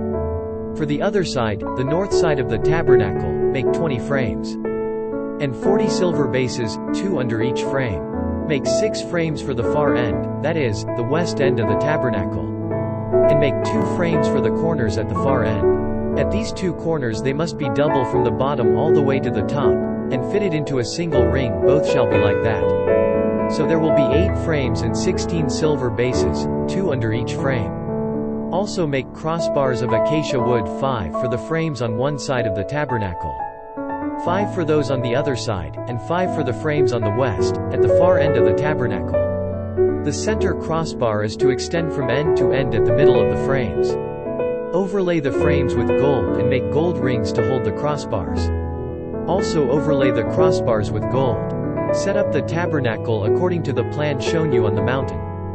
Make a curtain of blue, purple and scarlet yarn in finely twisted linen, with cherubim worked into it by a skilled craftsman. Hang it with gold hooks on 4 posts of acacia wood overlaid with gold and standing on 4 silver bases. Hang the curtain from the clasps and place the Ark of the Testimony behind the curtain. The curtain will separate the holy place from the most holy place. Put the atonement cover on the Ark of the Testimony in the most holy place. Place the table outside the curtain on the north side of the tabernacle and put the lampstand opposite it on the south side. For the entrance to the tent make a curtain of blue, purple and scarlet yarn and finely twisted linen, the work of an embroiderer. Make gold hooks for this curtain and 5 posts of acacia wood overlaid with gold. And cast 5 bronze bases. In Exodus chapter 27. Build an altar of acacia wood, 3 cubits high it is to be square, 5 cubits long and 5 cubits wide. Make a horn at each of the 4 corners, so that the horns and the altar are of one piece, and overlay the altar with bronze. Make all its utensils of bronze, its pots to remove the ashes, and its shovels, sprinkling bowls, meat forks and fire pans. Make a grating for it, a bronze network, and make a bronze ring at each of the 4 corners of the network. Put it under the ledge of the altar so that it is halfway up the altar. Make poles of acacia wood for the altar and overlay them with bronze.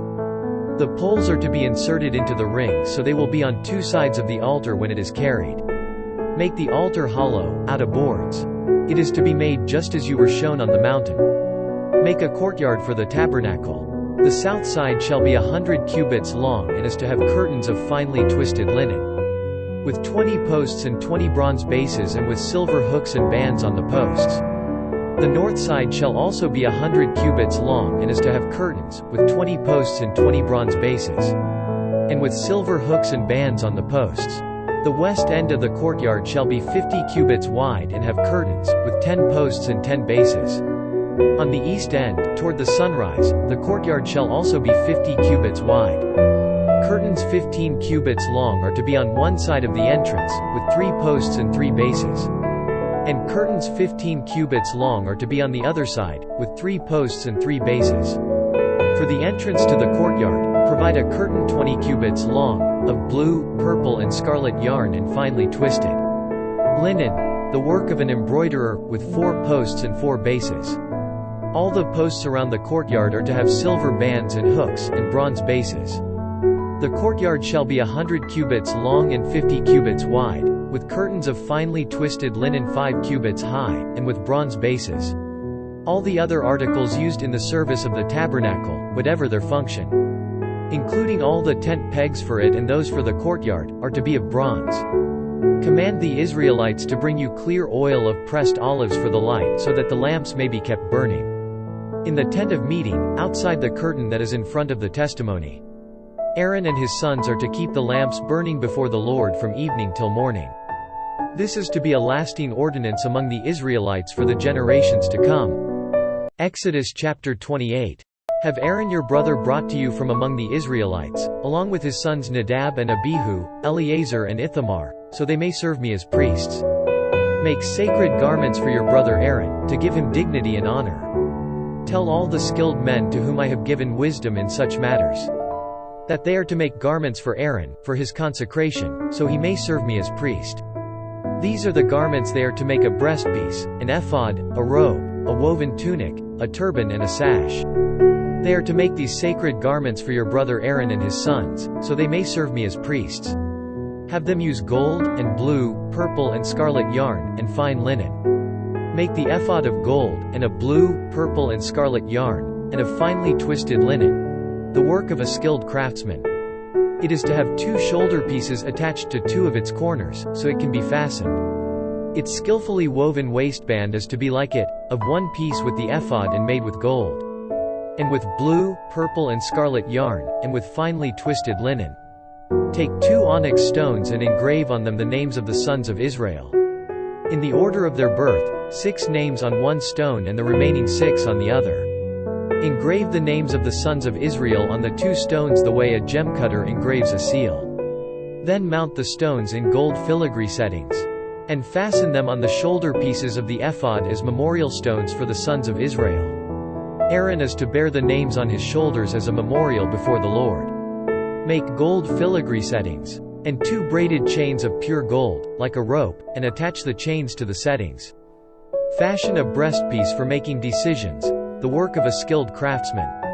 Make it like the ephod of gold, and of blue, purple and scarlet yarn, and of finely twisted linen. It is to be square, a span long and a span wide, and folded double. Then mount 4 rows of precious stones on it. In the first row there shall be a ruby, a topaz and a beryl. In the second row a turquoise, a sapphire and an emerald. In the third row a jacinth, an agate and an amethyst. In the fourth row a chrysolite, an onyx and a jasper. Mount them in gold filigree settings. There are to be 12 stones, 1 for each of the names of the sons of Israel, each engraved like a seal with the name of one of the 12 tribes. For the breastpiece make braided chains of pure gold, like a rope. Make 2 gold rings for it and fasten them to 2 corners of the breastpiece.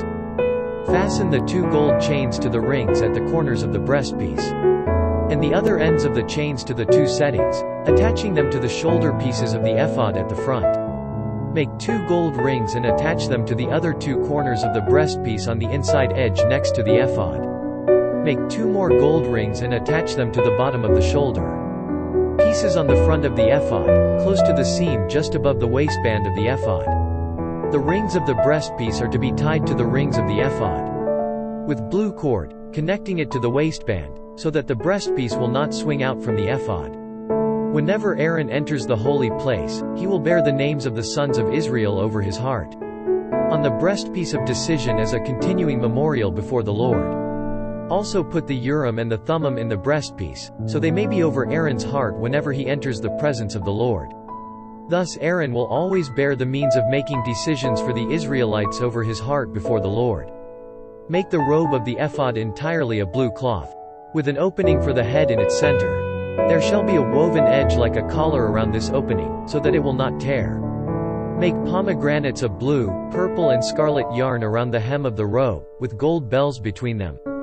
The gold bells and the pomegranates are to alternate around the hem of the robe. Aaron must wear it when he ministers. The sound of the bells will be heard when he enters the holy place before the Lord and when he comes out, so that he will not die.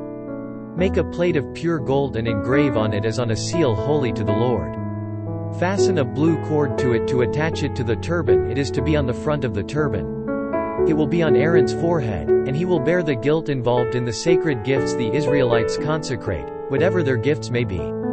It will be on Aaron's forehead continually so that they will be acceptable to the Lord.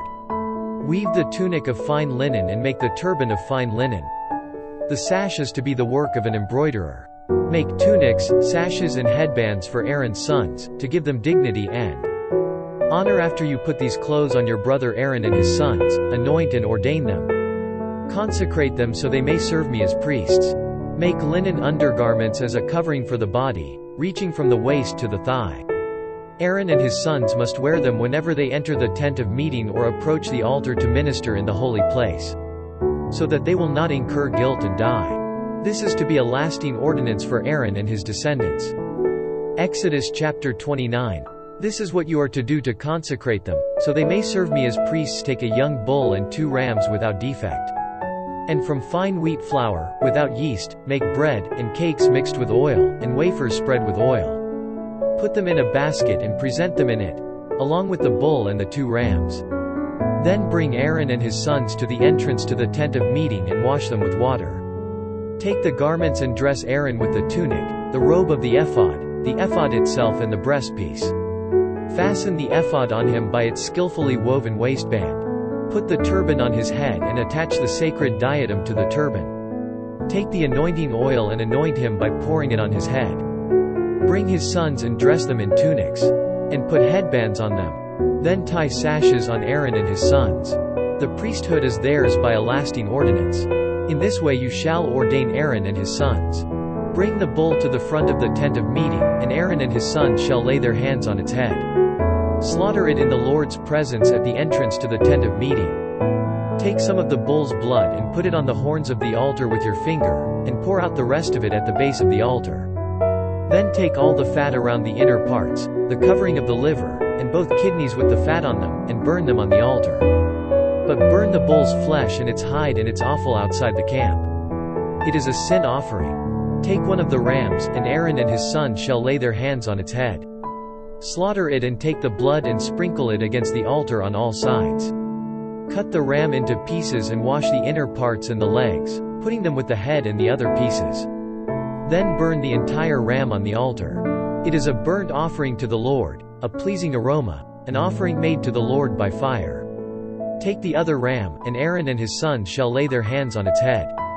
Slaughter it, take some of its blood and put it on the lobes of the right ears of Aaron and his sons, on the thumbs of their right hands, and on the big toes of their right feet. Then sprinkle blood against the altar on all sides.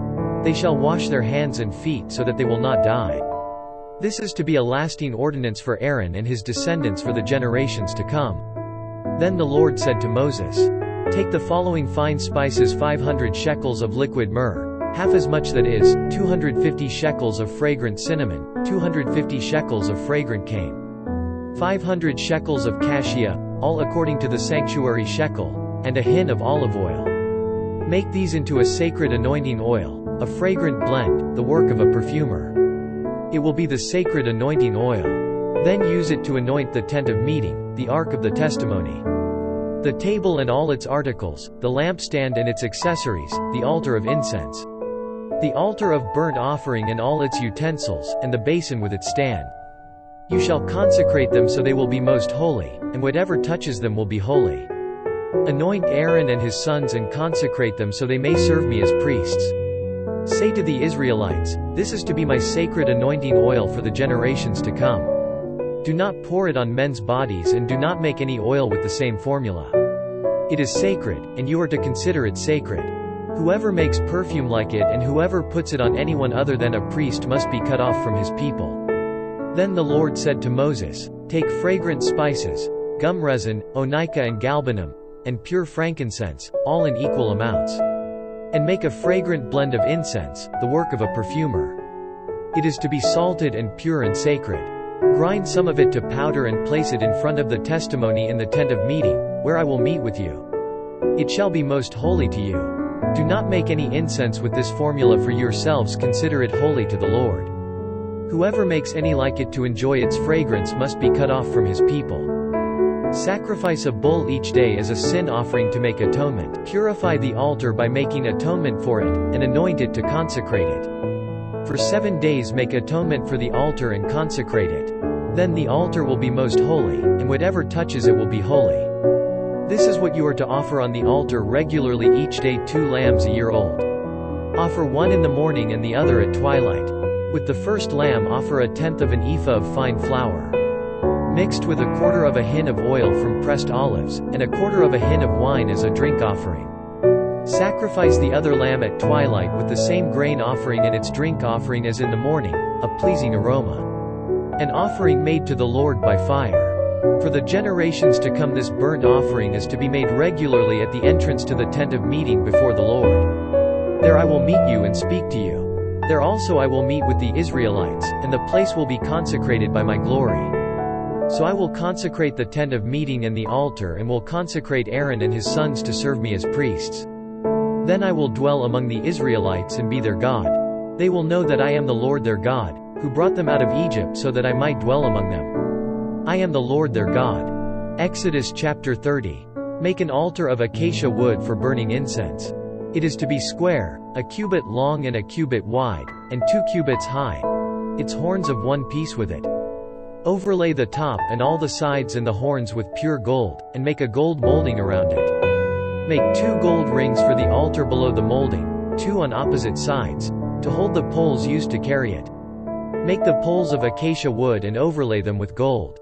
Put the altar in front of the curtain that is before the ark of the testimony, before the atonement cover. That is over the testimony, where I will meet with you. Aaron must burn fragrant incense on the altar every morning when he tends the lamps. He must burn incense again when he lights the lamps at twilight, so incense will burn regularly before the Lord for the generations to come. Do not offer on this altar any other incense or any burnt offering or grain offering, and do not pour a drink offering on it. Once a year Aaron shall make atonement on its horns. This annual atonement must be made with the blood of the atoning sin offering for the generations to come. It is most holy to the Lord. Then the Lord said to Moses, when you take a census of the Israelites to count them, each one must pay the Lord a ransom for his life at the time he is counted. Then no plague will come on them when you number them. Each one who crosses over to those already counted is to give a half shekel, according to the sanctuary shekel, which weighs 20 gerahs. This half shekel is an offering to the Lord. All who cross over, those 20 years old or more, are to give an offering to the Lord. The rich are not to give more than a half shekel and the poor are not to give less when you make the offering to the Lord to atone for your lives. Receive the atonement money from the Israelites and use it for the service of the tent of meeting. It will be a memorial for the Israelites before the Lord, making atonement for your lives. Then the Lord said to Moses, make a bronze basin, with its bronze stand, for washing. Place it between the tent of meeting and the altar, and put water in it. Aaron and his sons are to wash their hands and feet with water from it. Whenever they enter the tent of meeting, they shall wash with water so that they will not die. Also, when they approach the altar to minister by presenting an offering made to the Lord by fire. And take some of the blood on the altar and some of the anointing oil and sprinkle it on Aaron and his garments and on his sons and their garments. Then he and his sons and their garments will be consecrated. Take from this ram the fat tail, the fat around the inner parts, the covering of the liver, both kidneys with the fat on them, and the right thigh. This is the ram for the ordination. From the basket of bread made without yeast, which is before the Lord, take a loaf, and a cake made with oil, and a wafer. Put all these in the hands of Aaron and his sons and wave them before the Lord as a wave offering. Then take them from their hands and burn them on the altar along with the burnt offering for a pleasing aroma to the Lord, an offering made to the Lord by fire. After you take the breast of the ram for Aaron's ordination, wave it before the Lord as a wave offering, and it will be your share. Consecrate those parts of the ordination ram that belong to Aaron and his sons, the breast that was waved and the thigh that was presented. This is always to be the regular share from the Israelites for Aaron and his sons. It is the contribution the Israelites are to make to the Lord from their fellowship offerings. Aaron's sacred garments will belong to his descendants so that they can be anointed and ordained in them. The son who succeeds him as priest and comes to the tent of meeting to minister in the holy place is to wear them 7 days. Take the ram for the ordination and cook the meat in a sacred place. At the entrance to the tent of meeting, Aaron and his sons are to eat the meat of the ram and the bread that is in the basket. They are to eat these offerings by which atonement was made for their ordination and consecration. But no one else may eat them, because they are sacred. And if any of the meat of the ordination ram or any bread is left over till morning, burn it up. It must not be eaten, because it is sacred. Do for Aaron and his sons everything I have commanded you, taking 7 days to ordain them. Exodus chapter 31. Then the Lord said to Moses, see, I have chosen Bezalel son of Uri, the son of Hur, of the tribe of Judah.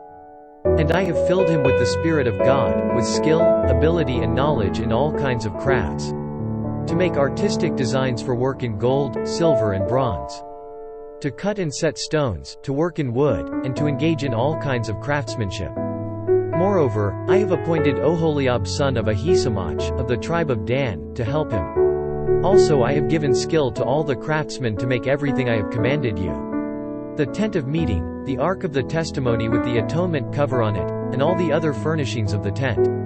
The table and its articles, the pure gold lampstand and all its accessories, the altar of incense, the altar of burnt offering and all its utensils, the basin with its stand, and also the woven garments, both the sacred garments for Aaron the priest and the garments for his sons when they serve as priests, and the anointing oil and fragrant incense for the holy place. They are to make them just as I commanded you. Then the Lord said to Moses, say to the Israelites, you must observe my Sabbaths. This will be a sign between me and you for the generations to come, so you may know that I am the Lord, who makes you holy.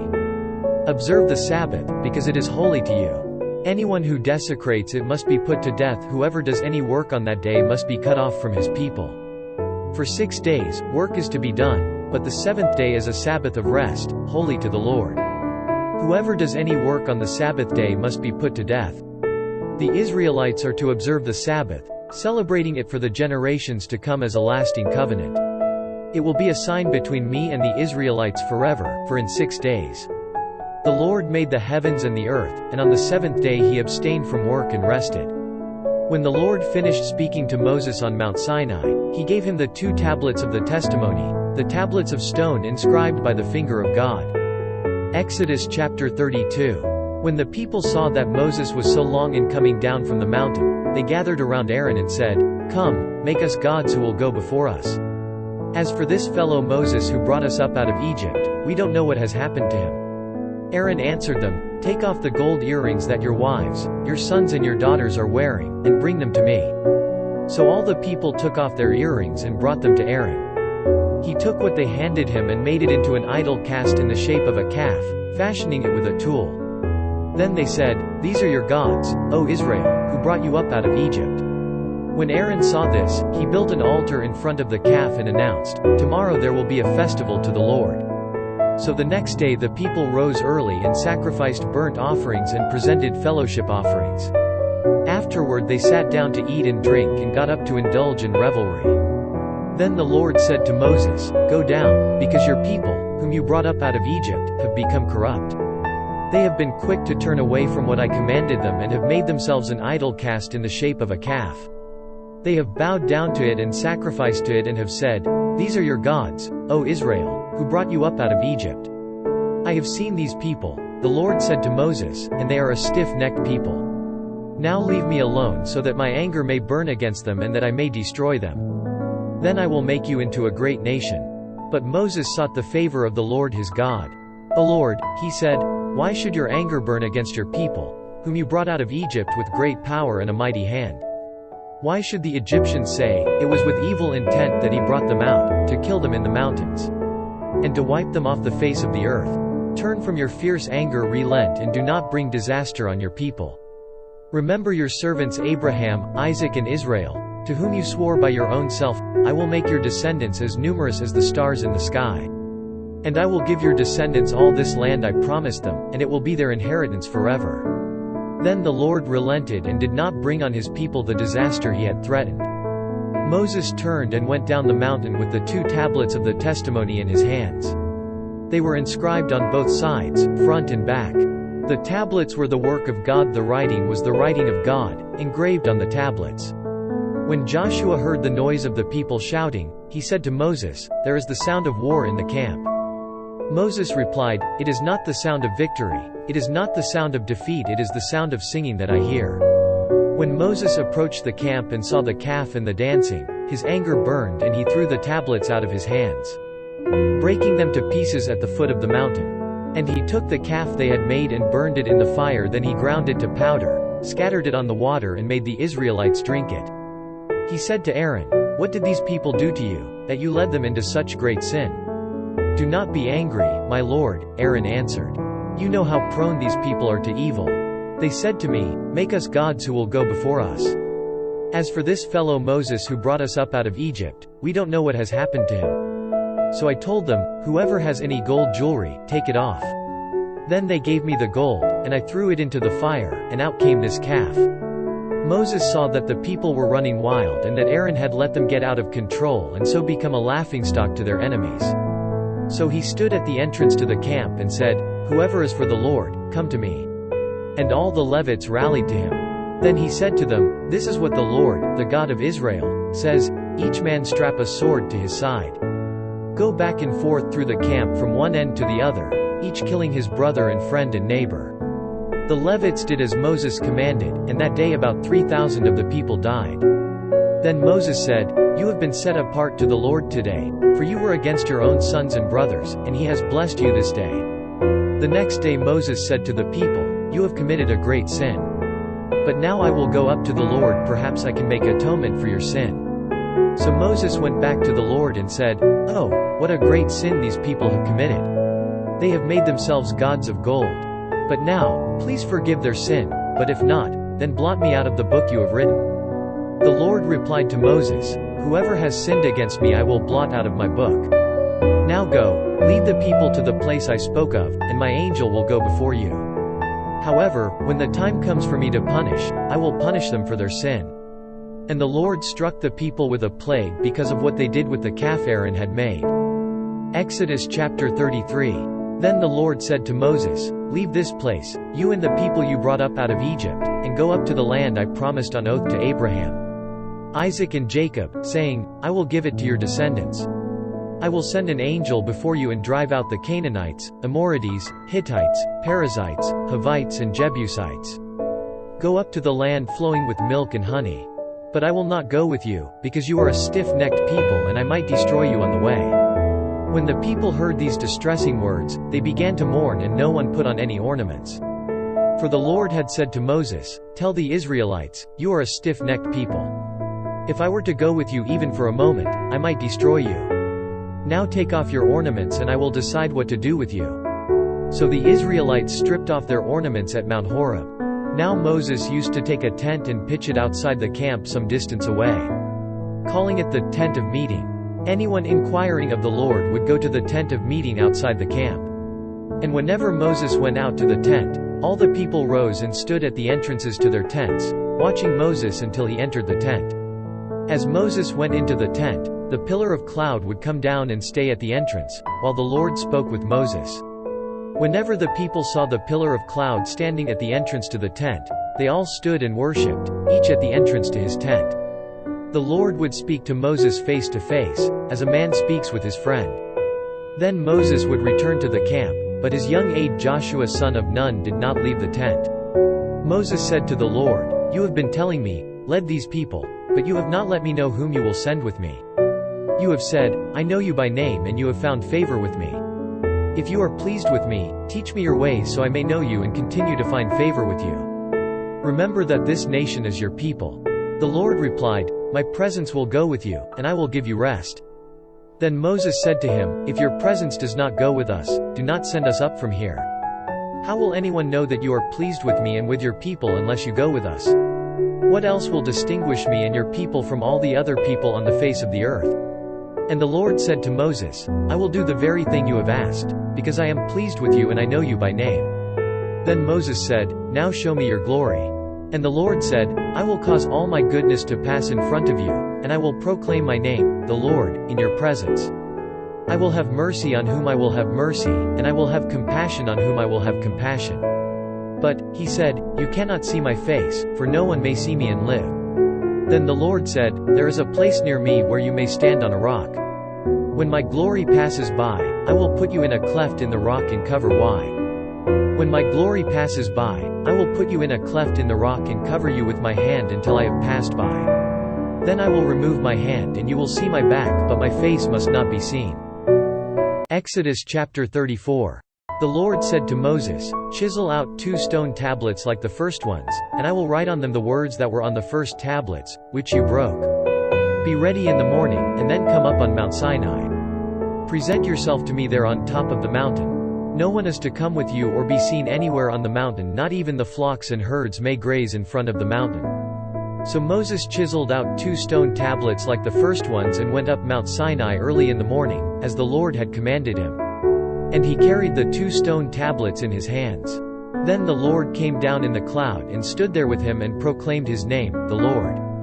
And he passed in front of Moses, proclaiming, the Lord, the compassionate and gracious God, slow to anger, abounding in love and faithfulness, maintaining love to thousands, and forgiving wickedness, rebellion and sin. Yet he does not leave the guilty unpunished. He punishes the children and their children for the sin of the fathers to the 3rd and 4th generation. Moses bowed to the ground at once and worshipped. "O Lord, if I have found favor in your eyes," he said, "then let the Lord go with us. Although this is a stiff-necked people, forgive our wickedness and our sin, and take us as your inheritance." Then the Lord said, "I am making a covenant with you. Before all your people I will do wonders never before done in any nation in all the world. The people you live among will see how awesome is the work that I, the Lord, will do for you. Obey what I command you today. I will drive out before you the Amorites, Canaanites, Hittites, Perizzites, Hivites and Jebusites. Be careful not to make a treaty with those who live in the land where you are going, or they will be a snare among you. Break down their altars, smash their sacred stones and cut down their Asherah poles. Do not worship any other god, for the Lord, whose name is jealous, is a jealous God. Be careful not to make a treaty with those who live in the land, for when they prostitute themselves to their gods and sacrifice to them, they will invite you and you will eat their sacrifices.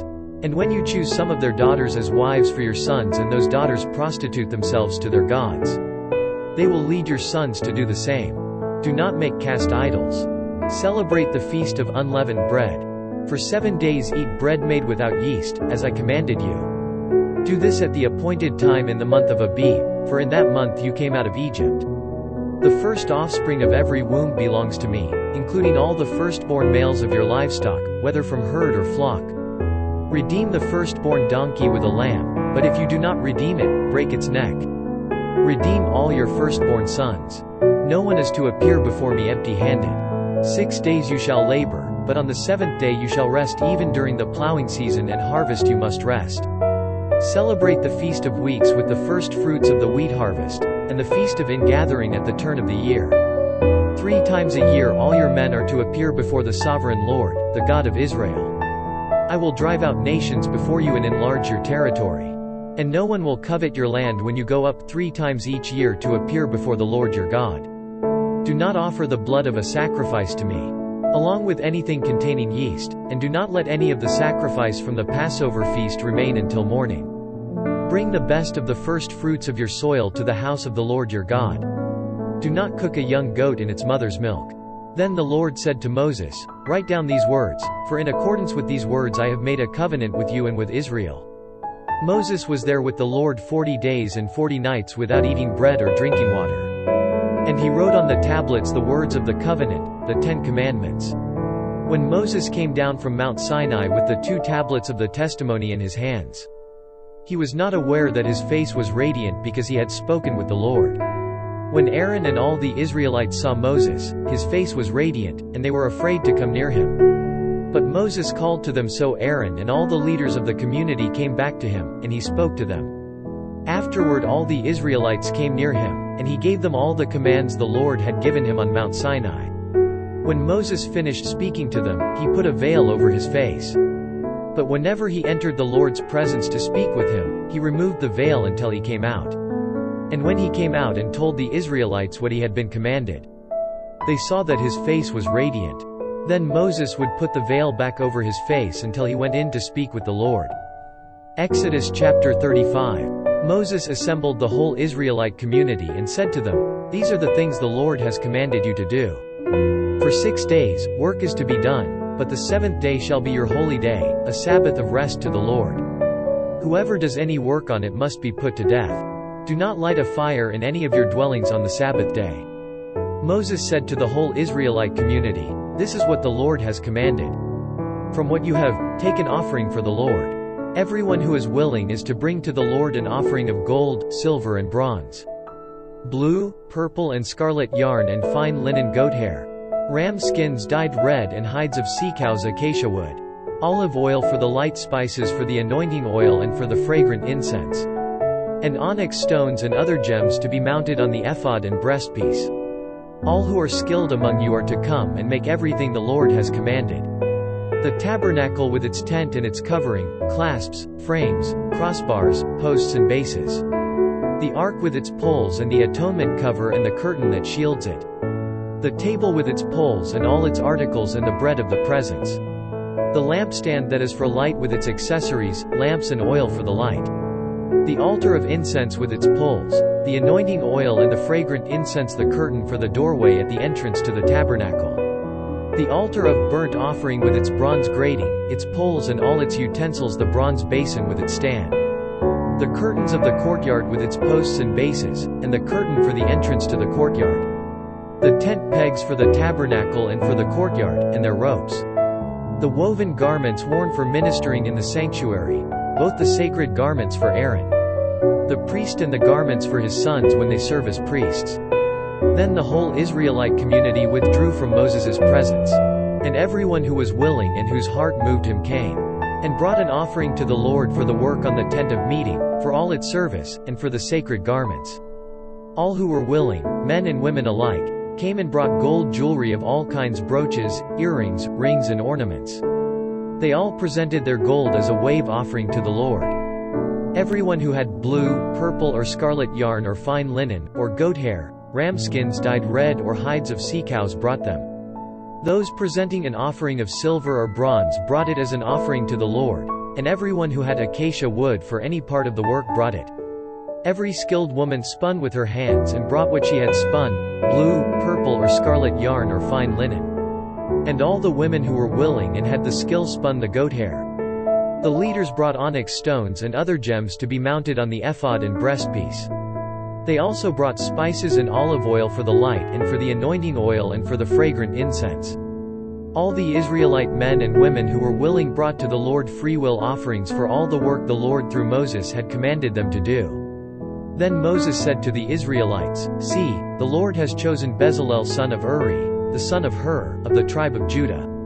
And he has filled him with the Spirit of God, with skill, ability and knowledge in all kinds of crafts, to make artistic designs for work in gold, silver and bronze, to cut and set stones, to work in wood and to engage in all kinds of artistic craftsmanship. And he has given both him and Oholiab son of Ahisamach, of the tribe of Dan, the ability to teach others. He has filled them with skill to do all kinds of work as craftsmen, designers, embroiderers in blue, purple and scarlet yarn and fine linen, and weavers, all of them master craftsmen and designers." Exodus chapter 36. So Bezalel, Oholiab and every skilled person to whom the Lord has given skill and ability to know how to carry out all the work of constructing the sanctuary are to do the work just as the Lord has commanded. Then Moses summoned Bezalel and Oholiab and every skilled person to whom the Lord had given ability and who was willing to come and do the work. They received from Moses all the offerings the Israelites had brought to carry out the work of constructing the sanctuary. And the people continued to bring free will offerings morning after morning. So all the skilled craftsmen who were doing all the work on the sanctuary left their work, and said to Moses, "The people are bringing more than enough for doing the work the Lord commanded to be done."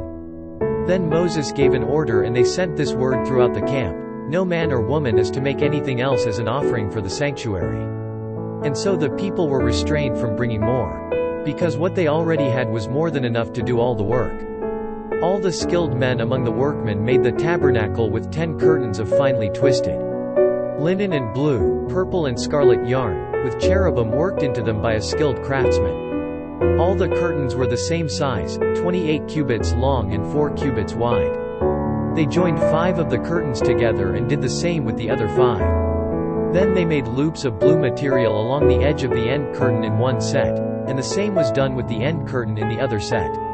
They also made 50 loops on one curtain and 50 loops on the end curtain of the other set, with the loops opposite each other. Then they made 50 gold clasps and used them to fasten the 2 sets of curtains together so that the tabernacle was a unit. They made curtains of goat hair for the tent over the tabernacle, 11 altogether. All 11 curtains were the same size, 30 cubits long and 4 cubits wide. They joined 5 of the curtains into one set and the other 6 into another set. Then they made 50 loops along the edge of the end curtain in one set and also along the edge of the end curtain in the other set. They made 50 bronze clasps to fasten the tent together as a unit. Then they made for the tent a covering of ram skins dyed red, and over that a covering of hides of sea cows. They made upright frames of acacia wood for the tabernacle. Each frame was 10 cubits long and a cubit and a half wide, with 2 projections set parallel to each other. They made all the frames of the tabernacle in this way.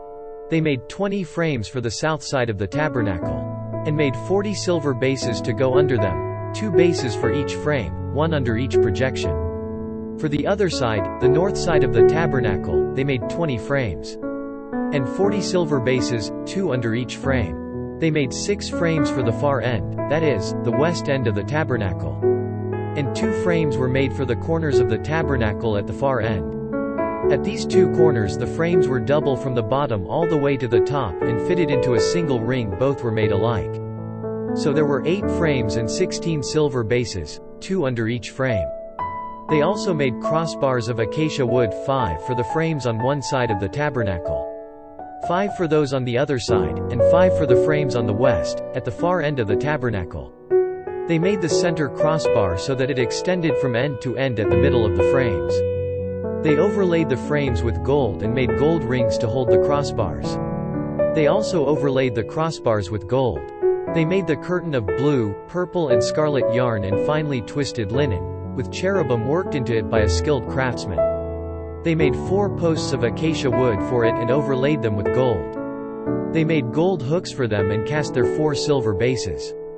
For the entrance to the tent they made a curtain of blue, purple and scarlet yarn and finely twisted linen, the work of an embroiderer. And they made 5 posts with hooks for them.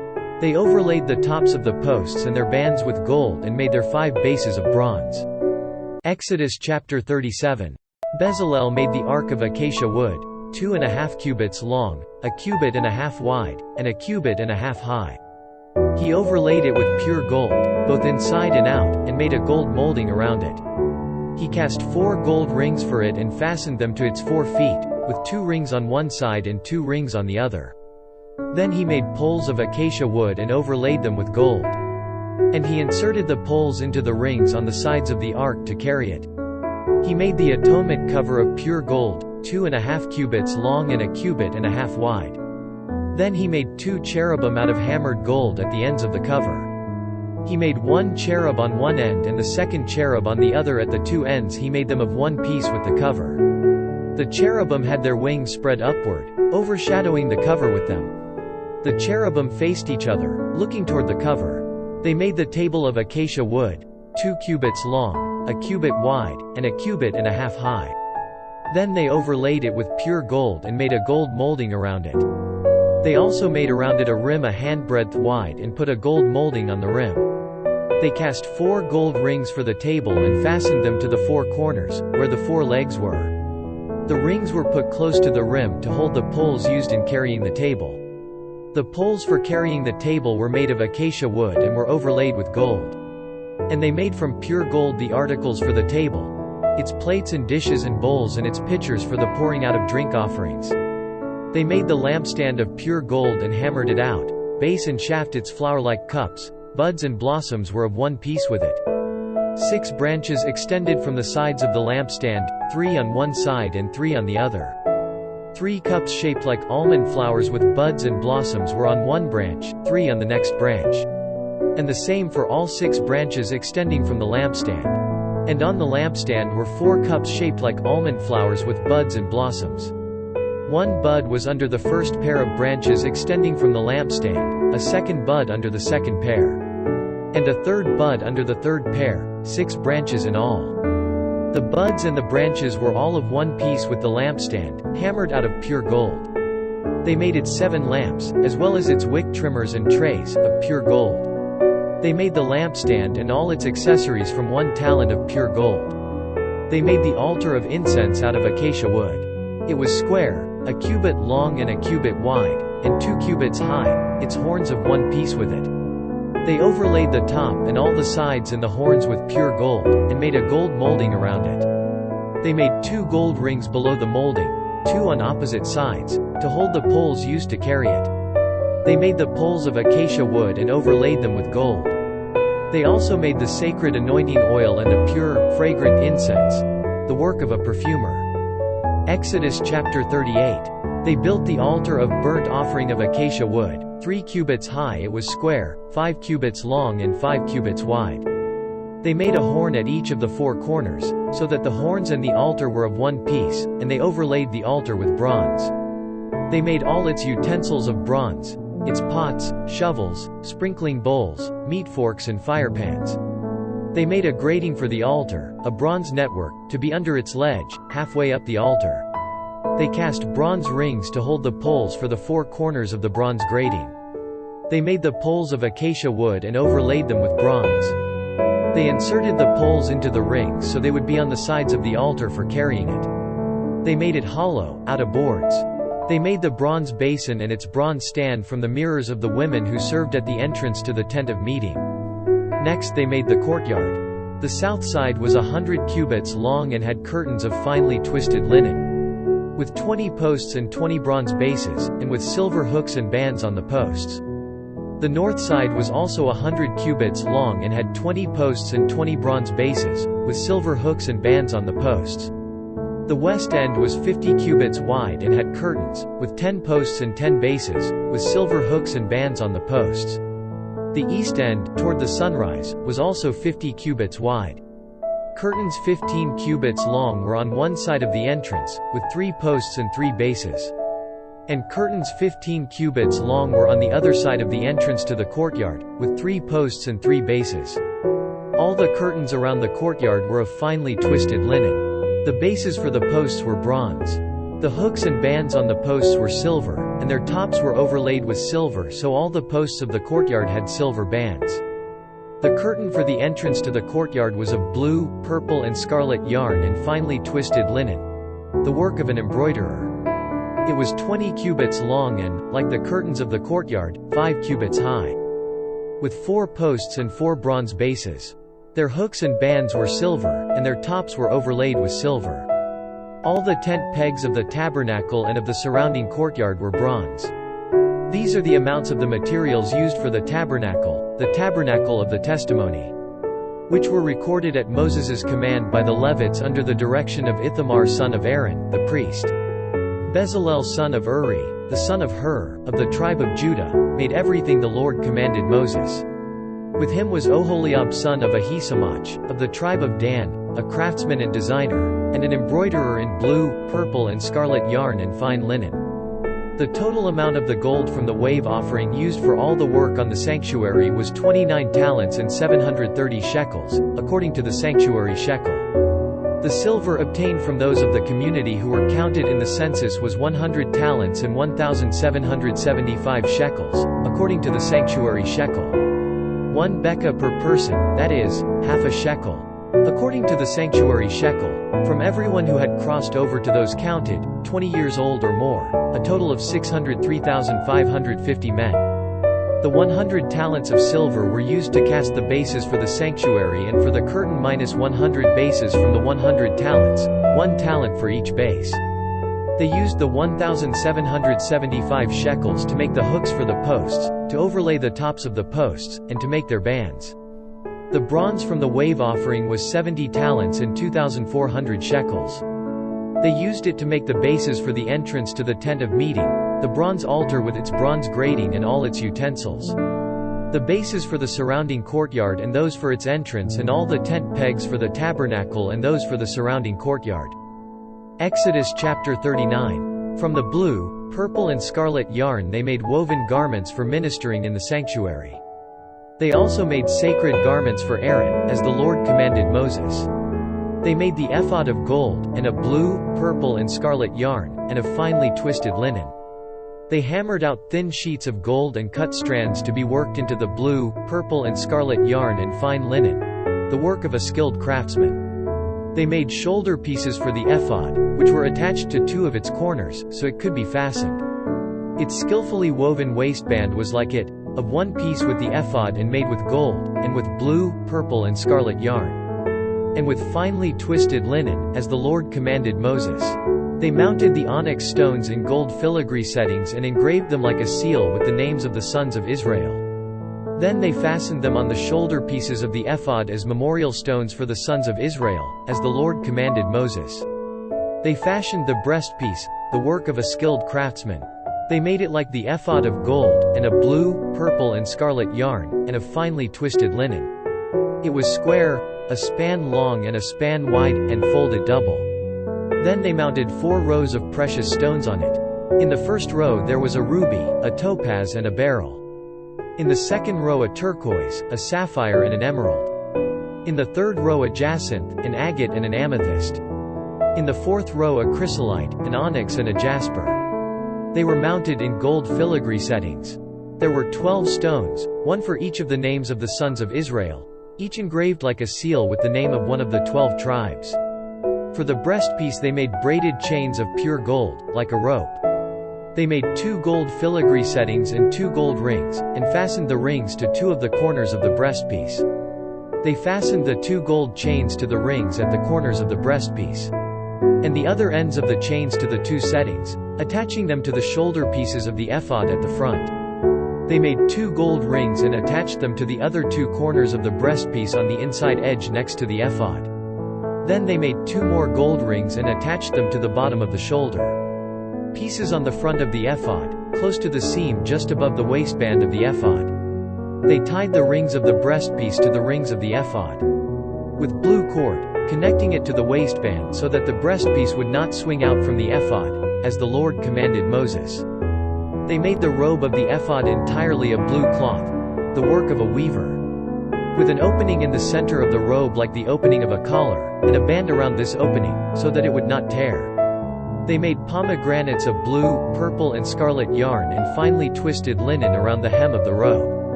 And they made bells of pure gold and attached them around the hem between the pomegranates. The bells and pomegranates alternated around the hem of the robe to be worn for ministering, as the Lord commanded Moses.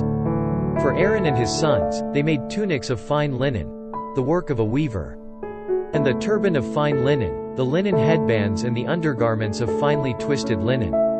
The sash was of finely twisted linen and blue, purple and scarlet yarn, the work of an embroiderer, as the Lord commanded Moses.